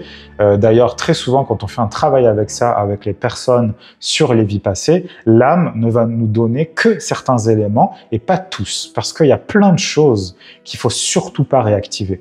Quand on est dans ce travail-là, c'est vraiment un truc très très méticuleux. On va vraiment aller sur des items très particuliers parce qu'il faut juste libérer ça. C'est vraiment un travail de chirurgien, c'est vraiment un travail très très très minutieux. On ne fait pas n'importe quoi.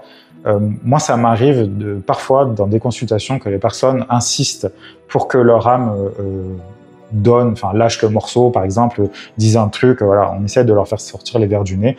Personnellement, je ne le fais pas, sauf si j'y vois un intérêt. Parce que l'âme, elle a ses raisons aussi de ne pas donner ces informations-là. Je parlais un peu plus tôt du fait d'avoir un orgueil démesuré, ce qui fait que l'âme, elle veut qu'on l'aide, mais elle veut rien dire, donc en fait, on peut pas l'aider. Mais il y a des fois des âmes, elles savent exactement ce qu'il faut débloquer à certains moments, parce qu'il y a des choses qui sont bloquées à un moment donné et qu'on va débloquer à un autre moment. Ça, c'est important de le savoir. C'est pour ça qu'il faut toujours laisser le temps aussi à l'âme de se retourner, de faire ce qu'elle a à faire, et aussi à nous-mêmes aussi de nous donner le temps de ça, parce que des fois, c'est tout simplement pas le moment, en fait. Maintenant, comme je disais, le fait d'accepter ça, je trouve que ça rassure. Je trouve que c'est rassurant de dire « Ok, je vais vers un chemin de guérison. Et je sais que j'y vais. » Et donc, on s'implique d'autant plus. C'est aussi pour ça que les âmes doivent prendre conscience que c'est très important pour son incarnation de comprendre au moins le minimum. Hein, parce que, comme je disais, une âme qui veut rien dire, ça sert à rien. On ne pourra pas l'aider. La magie, ça n'existe pas en guérison, c'est un chemin.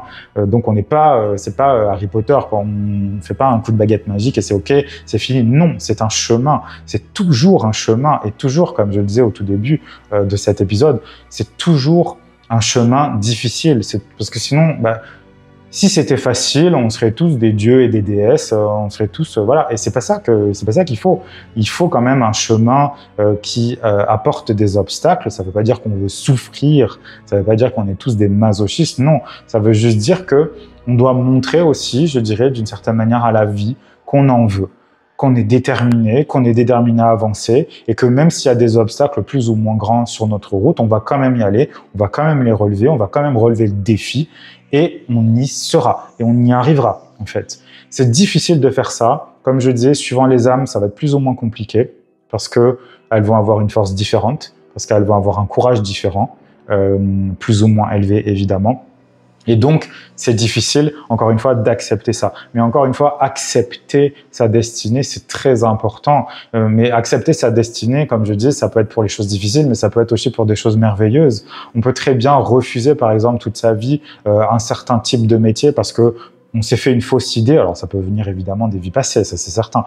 Mais on peut se faire une certaine idée sur ce métier-là, alors qu'en fait, c'est exactement ce qu'il nous faut. Et peut-être que toute notre vie, on va refuser ce métier, on va refuser cette opportunité, alors que c'est ce qui guérirait tellement de choses. Très souvent, ça vient des vies passées, évidemment, mais ça peut venir aussi de traumatismes dans notre enfance. Et évidemment, ce traumatisme peut provenir d'une répétition d'un traumatisme qui a été vécu avant. Donc, c'est vraiment très important de comprendre ça. S'il y a quelque chose qui nous attire, qui nous appelle et qu'on regarde, c'est toujours ça qui revient, il faut y aller, quoi. Il faut absolument y aller, il faut mettre ses peurs de côté, ou pas mettre ses peurs de côté, il faut les surmonter, il faut être courageux, il faut avoir énormément de courage de toute façon pour faire ce genre de choses. Ça, c'est vraiment la qualité à développer en premier lieu. Mais une fois qu'on est, je dirais, dans ce chemin-là, une fois qu'on a fait le premier pas, les choses sont beaucoup plus simples. Ça ne veut pas dire que c'est facile, comme je dis souvent. Simplicité n'égale pas facilité. La simplicité, ça veut dire que les choses sont, je dirais, se font dans un ordre logique, dans un ordre qui peut être peut-être même prévu, qui peut être prédit, qui peut être prévenu, dans le sens où on va prévenir les blessures, parce qu'on sait qu'on va pas avoir le choix que d'être blessé. Il n'y a pas le choix, donc on va mettre comme des gros coussins autour de soi pour faire en sorte que le choc soit le moins compliqué possible. Mais ça ne veut pas dire qu'on va pouvoir éviter. D'ailleurs, très souvent, on n'évite pas les chocs. On peut se rembourrer, on peut se protéger le plus possible, mais on ne peut pas éviter ces chocs-là. Donc c'est quelque chose de vraiment important à savoir, c'est quelque chose d'important à accepter tout simplement, parce que encore une fois, si on n'accepte pas sa destinée, que ce soit pour des choses difficiles ou des choses merveilleuses mais qui nous font peur, on perd, je dirais, énormément de temps, on perd énormément d'énergie, surtout si on se sent poussé vers quelque chose. Là, c'est pire, on perd encore plus d'énergie parce que notre âme perd de l'énergie à nous appeler et nous, on perd énormément d'énergie à repousser l'appel. Donc, c'est terrible, en fait, de vivre ça. Ça fait des gens, en général, qui sont très aigris. Ça fait des gens qui sont très amers, des gens qui vont tout voir en noir tout le temps. Alors que, finalement, la vie et leur âme leur proposent un truc simple qu'ils ne sont même pas capables d'accepter tout simplement, d'accepter ce cadeau-là. Mais après, il n'y a pas de jugement là-dedans. C'est juste que c'est tellement dommage finalement de perdre des incarnations comme ça. C'est très compliqué pour une âme de prévoir une incarnation. Donc en plus, si elle est foutue, si elle est ratée, si on a perdu énormément de temps alors qu'on aurait pu faire les choses très rapidement, c'est d'autant plus difficile. Après, encore une fois, suivant les âmes, il y a des âmes qui vont être capables de se retourner et d'adapter, je dirais, leur stratégie aussi pour choquer tellement l'incarnation en bas qu'elle n'aura pas d'autre choix que de voir ce qu'elle ne veut pas voir. Et ça, c'est très violent à vivre, encore une fois, mais parfois, il n'y a juste pas le choix. Et moi, d'une certaine manière, alors, quand on le vit, c'est extrêmement difficile, parce qu'on se dit, mais qu'est-ce qui se passe? Pourquoi je suis absolument tiré vers ça, et pourquoi je me suis pris tout ça dans la tronche alors que j'ai rien demandé à personne? Donc, ça fait du mal, et en même temps, moi, je comprends aussi l'âme, je comprends le fait qu'il n'y a plus le choix, là.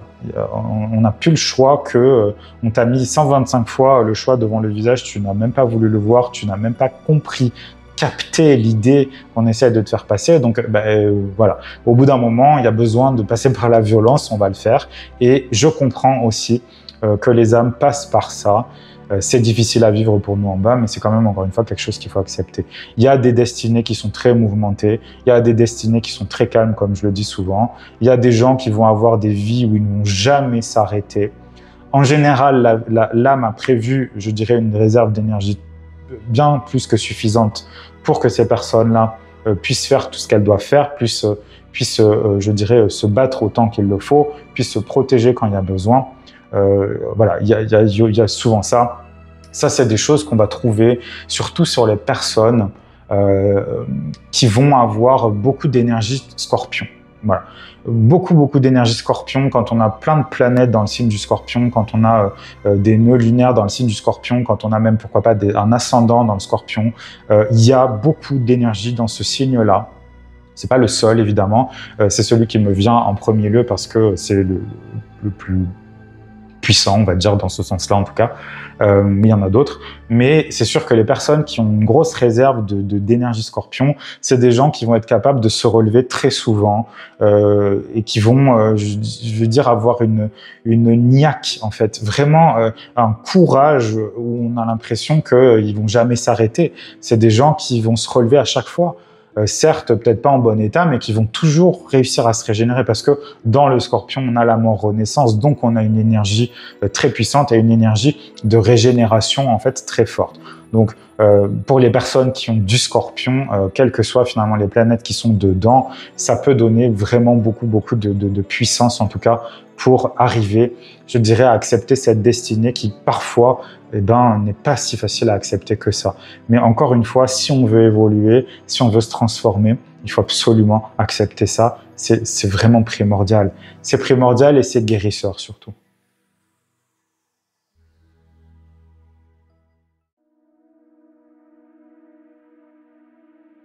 Bon, c'est sûr que comme je l'ai dit précédemment, accepter une destinée, accepter une vie compliquée, c'est difficile, on est d'accord. Surmonter des obstacles, il faut partir du principe que des obstacles, il y en aura tout le temps. Voilà. En tant que petit Sagittaire, j'ai un dicton en fait que je balade partout avec moi et que je donne à qui veut l'entendre parce que c'est aussi, je dirais, un de mes mantras. C'est aussi une des phrases que je me répète très souvent et qui me rassure d'une certaine manière. C'est que pour moi, le but mérite toujours les obstacles. Il y a toujours des obstacles sur notre route et la vision du Sagittaire de ce côté-là, en tout cas la mienne, c'est que quand j'imagine un but, quand je vois un but dans ma vie, quand je vois quelque chose que je veux atteindre, je me donne tous les moyens pour le faire. Je me donne tous les moyens pour y arriver. Et j'ai presque envie de dire, j'ignore totalement les obstacles qu'il y a en face de moi. Alors, les petites vierges qui vont me regarder, les petits capricornes, les petits taureaux, voilà, les signes de terre en général, ils aiment pas ça parce que eux, ils ont besoin d'avoir, je dirais, une vision des choses plutôt vraie. Moi, c'est comme ça que je fonctionne parce que je me dis, des obstacles, il y en aura de toute façon. Il y en aura toujours, des grands, des petits, des obstacles qu'on va juste, voilà, une petite piscinette, c'est OK, il y a plus rien. Des obstacles qu'on va mettre des mois à les dépasser parce que c'est terrible et parce que ça nous fait du mal. Ma vision des choses, c'est que rester en fait et se dire, il y aura des obstacles et on va les détailler, on va se demander gna gna gna gna. Pour moi, ça sert à rien en fait parce que ça va juste nous déprimer encore plus, ça va juste nous donner l'impression que ça s'arrêtera jamais. Moi, ma manière de faire, en tout cas, c'est ça, c'est de dire je veux aller là, j'irai là, je serai là. Évidemment, c'est notre âme aussi qui parle au travers de nous quand on dit ce genre de choses. C'est notre âme qui veut aller là, qui veut aller à ce but-là. Mais si on passe son temps juste à détailler les obstacles et à détailler tout ce qui ne fonctionne pas et tout ce qui va être problématique, bah, on ne peut pas aller très loin. Je ne dis pas que il faut, parce que voilà, je vais parler de moi. Pour le coup, c'est quand je vais continuer de parler de moi. Quand je me projette dans un but, quand je me projette loin en me disant je vais arriver là, je me dis ok, des obstacles il va y en avoir. Quel va être le style d'obstacle qui pourrait s'opposer à moi, qui pourrait s'imposer à moi en fait dans ce chemin que je suis en train de commencer à emprunter. Il va y avoir tel type d'obstacle. Ok, ça va être un problème. Ça pourrait être un problème. Ça aussi. Ok, très bien. Est-ce que j'ai besoin de détailler? Non. Parce que ce serait, d'une certaine manière, se créer une poisse monstre aussi, hein, pour le coup. Et ça, c'est le Sagittaire qui parle parce que moi, je crois, je dirais, en ma chance, j'ai foi, je dirais en moi, d'une certaine manière, en me disant, je vais y arriver, j'y arriverai coûte que coûte. Et peut-être que même d'ailleurs, qu'au milieu du chemin, je me dirais, bah, en fait, c'est pas pour moi. Je me suis trompé. C'est pas grave. J'arrête tout et je recommence autre chose. Je détermine un nouveau but. Mais le fait de se dire, OK, il va se passer ça, il pourrait se passer ça, voilà, ça crée, pour moi, en fait, des espèces de clivage entre la réalité et les trucs qu'on s'imagine.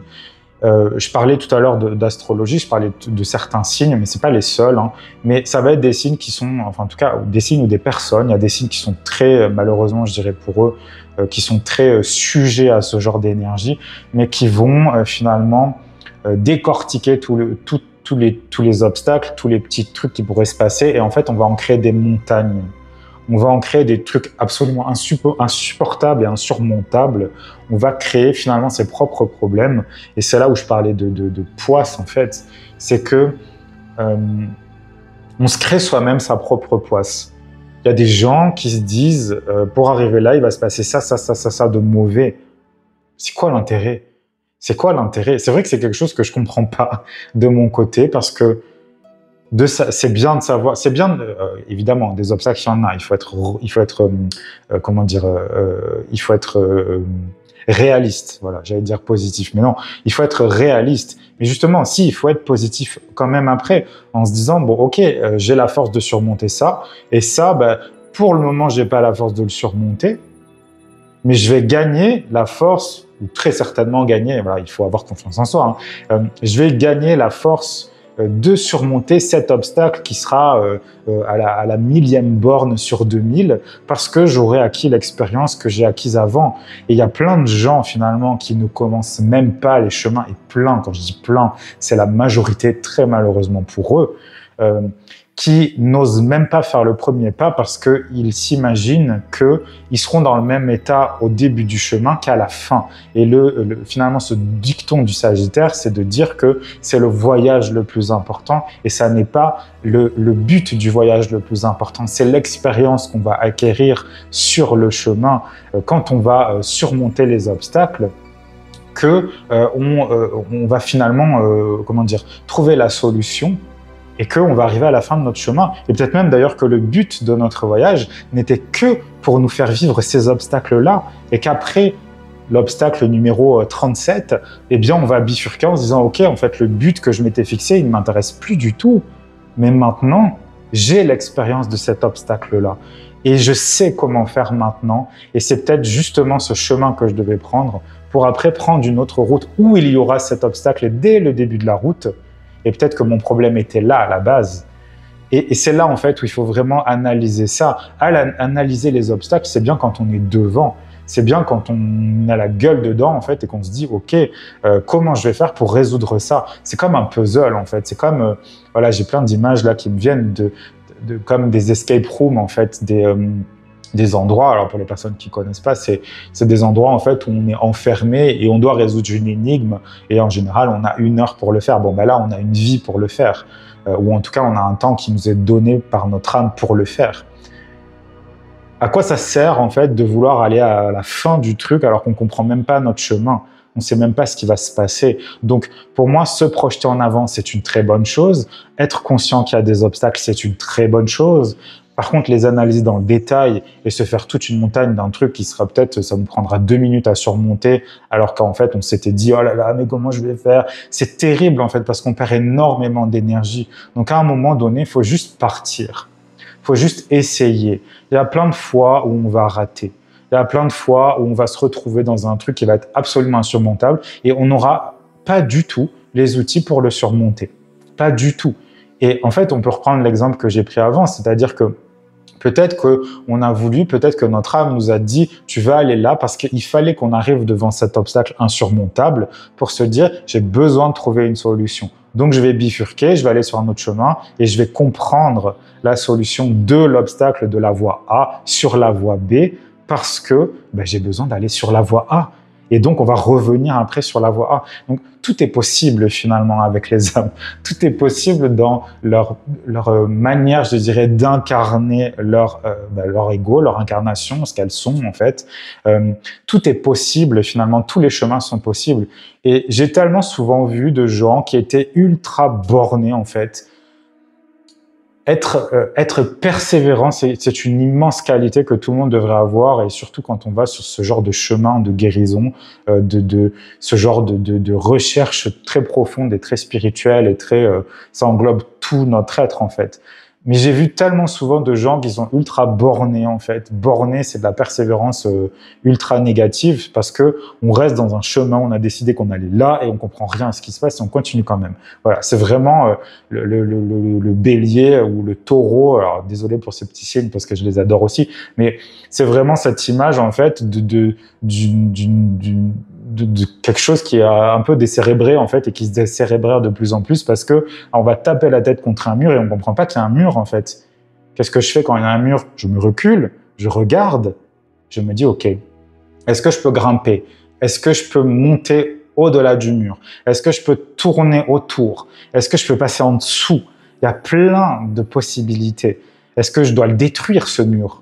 En fait, finalement, c'est ces questions-là qu'il faut se poser à chaque fois. Surmonter des obstacles, c'est pas juste avoir la connaissance, c'est aussi des fois être, je dirais, un MacGyver en herbe, être quelqu'un d'ultra débrouillard, parce que très souvent, c'est l'âme qui se met ces défis-là, et nous, en bas, on a, je dirais, la mission, en fait, de surmonter ces obstacles, de relever ces défis.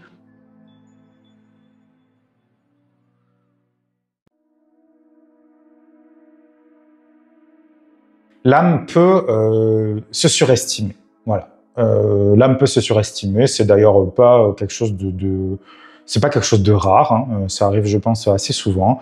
C'est aussi comme ça qu'on apprend finalement. Hein. C'est comme un enfant. C'est comme un enfant qui va peut-être se surestimer en se disant je suis capable de voilà, un petit enfant qui fait 1 mètre qui va être capable de sauter un mur qui fait 2 mètres. Bon, a priori, il va pas faire grand chose. Il va pas y arriver beaucoup. En fait, on est pareil. Nos âmes sont pareilles et nous-mêmes, dans notre incarnation, on est aussi ce petit enfant on a plein de bonne volonté, on veut vraiment y arriver, on veut vraiment sauter au-dessus de ce mur, mais on peut pas, c'est juste impossible. Donc, qu'est-ce qu'on fait? On va attendre. On va prendre un autre chemin, on va se renforcer. Le petit bonhomme qui fait 1 mètre, il va attendre de grandir, il va se faire des muscles, et puis à un moment, peut-être qu'il va apprendre l'escalade parce qu'il veut absolument, c'est son but de surmonter, d'escalader ce mur, en fait. Et c'est ça, il faut aussi accepter que ces obstacles, parfois, sont positionnés là, dans notre vie, sur notre chemin, pour de très bonnes raisons. Je le disais précédemment, parfois, les âmes se mettent dans des situations très difficiles parce qu'elles ont besoin de voir déjà si elles sont capables elles-mêmes de surmonter l'obstacle. Donc, il se peut très bien qu'elles ratent. Hein. Finalement, il y a une chance sur 2 pour que ça rate. Et il y a une chance sur 2 surtout pour que ça fonctionne. Mais peut-être que c'est un obstacle qu'elles essayent de surmonter depuis bien longtemps.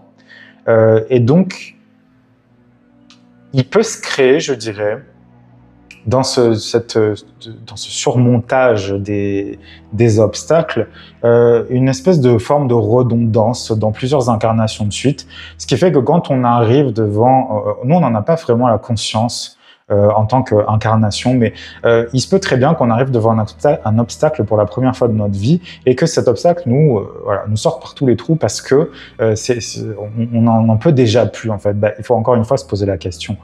Qu'est-ce qui s'est passé dans mes vies passées? Pourquoi d'un coup, je me retrouve devant ça, je sais que je vais pas y arriver, je sais pas pourquoi je sais que je vais pas y arriver, mais je sais, je sens que je vais pas y arriver. Pourquoi? Pourquoi je me sens aussi frustré, en fait, devant cet obstacle-là? Qu'est-ce qui s'est passé avant? Encore une fois, il n'y a pas besoin d'aller visiter 30 000 vies, hein. Il y a juste besoin peut-être juste de poser la question à son âme, en lui disant pourquoi? Pourquoi cet obstacle-là, j'arrive pas à passer par-dessus? Qu'est-ce qui s'est passé? Est-ce que tu as une réponse à me donner? Ça, évidemment, c'est quelque chose qu'on fait en consultation. C'est quelque chose ce sont des questions qu'on pose tout simplement aux âmes. Qu'est-ce que tu as à me donner là-dessus? Comment je peux aider telle ou telle personne avec ton conseil? Qu'est-ce que tu veux lui montrer par rapport à ça? C'est pas facile aussi, comme je disais, pour une âme. Il y a des âmes qui ont quand même plus d'humilité que les autres, mais c'est pas facile pour une âme de se rendre compte, et encore moins pour une incarnation en bas. C'est difficile de se rendre, pas de se rendre compte, mais d'accepter, encore une fois, qu'on n'est pas capable, qu'on n'a pas ce qu'il faut. C'est pas facile, hein. Il faut de l'humilité, une forme de foi aussi en soi, je dirais, parce que c'est ça, hein, c'est un mélange d'humilité et de confiance en soi. Et on pourrait se dire, tiens, c'est bizarre parce que ces concepts sont peut-être un petit peu opposés l'un à l'autre, mais pas du tout.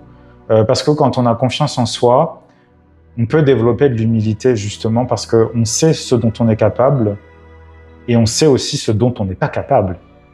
Donc pour moi, la confiance et l'humilité ne sont pas du tout opposées l'une à l'autre. C'est comme la fierté et l'humilité. On peut être fier de qui on est, mais on peut être très humble dans finalement dans tout ce qu'on ne sait pas faire, dans tout ce qu'on ne connaît pas, dans tout ce qu'on découvre en fait.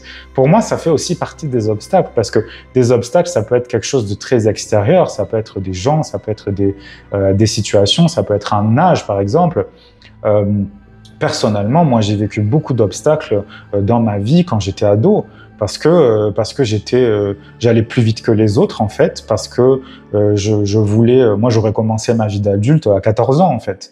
Je ne l'ai pas fait parce que je m'en sentais pas le courage à ce moment-là, mais je suis parti, j'avais 17 ans. Donc, mais pour moi, c'était un obstacle infranchissable à ce moment-là. Je savais que j'avais pas le choix que d'attendre encore un petit peu. Donc ça peut être aussi un obstacle d'âge, mais ça peut être dans l'autre sens. Ça peut être une personne qui a, qui a 60 ans ou qui a 70 ans et qui se dit « oh, je suis trop vieux pour faire ceci ou cela ». Mais non, non, pas du tout. Alors parfois, c'est le cas, évidemment, il faut l'accepter encore une fois. Mais c'est ça la difficulté finalement, pour moi, c'est de comprendre finalement et d'accepter l'action qu'on va pouvoir faire sur ces obstacles-là. Surmonter un obstacle, c'est peut-être pas la meilleure chose à faire. Il y a des fois des obstacles qui sont mis sur notre route pour nous empêcher d'aller plus loin. Et très souvent, c'est parce que c'est quelque chose de très mauvais pour nous. Et nos âmes, elles savent faire. Encore une fois, je reprends un exemple que j'ai déjà pris dans un autre morceau de cet épisode, c'est que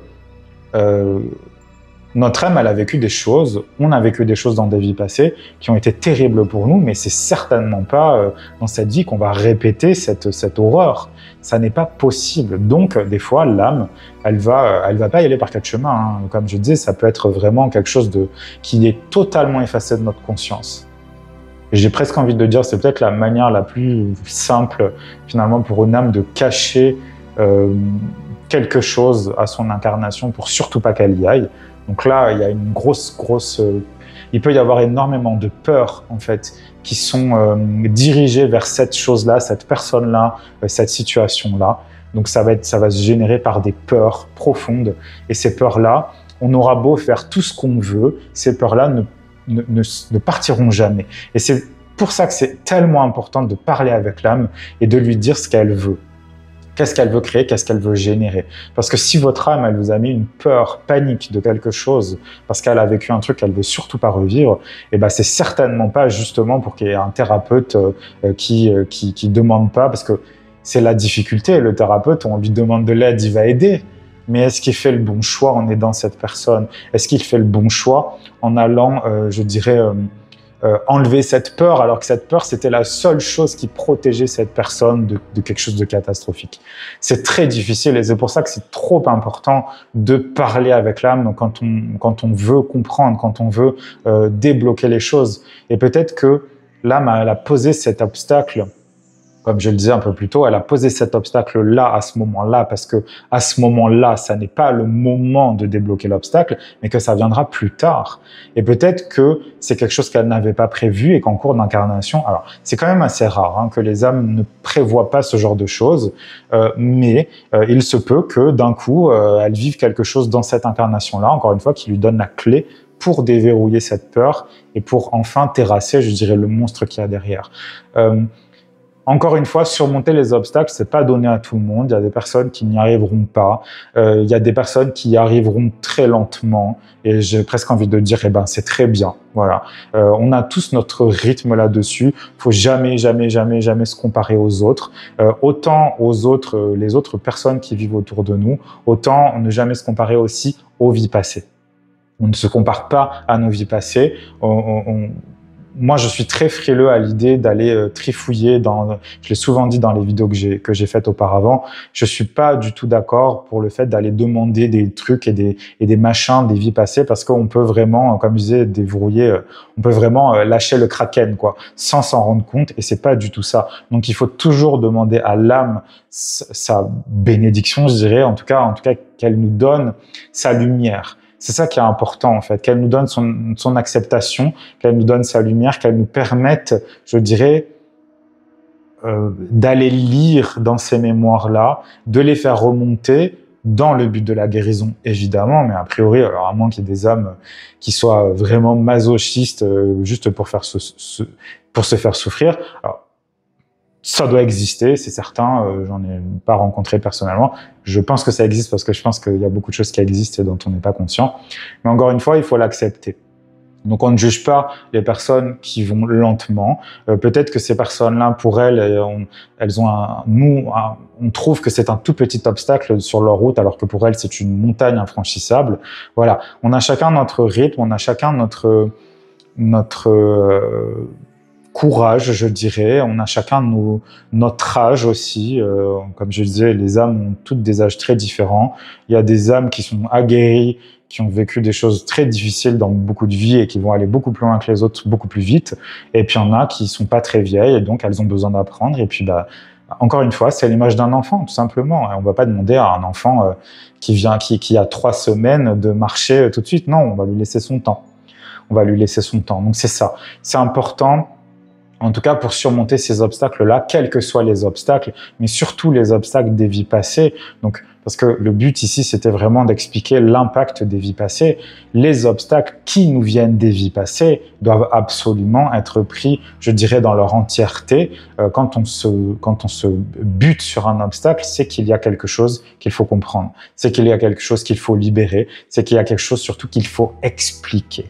L'explication désactive énormément de choses et c'est pour ça que les âmes aussi, l'incarnation, nous, vous, il faut qu'on prenne conscience, comme je disais, de notre responsabilité là-dessus, mais il faut aussi que les âmes prennent conscience de leur responsabilité là-dedans. Et là, je parle évidemment plutôt aux âmes, parce que les petites âmes écoutent ce que je suis en train de dire.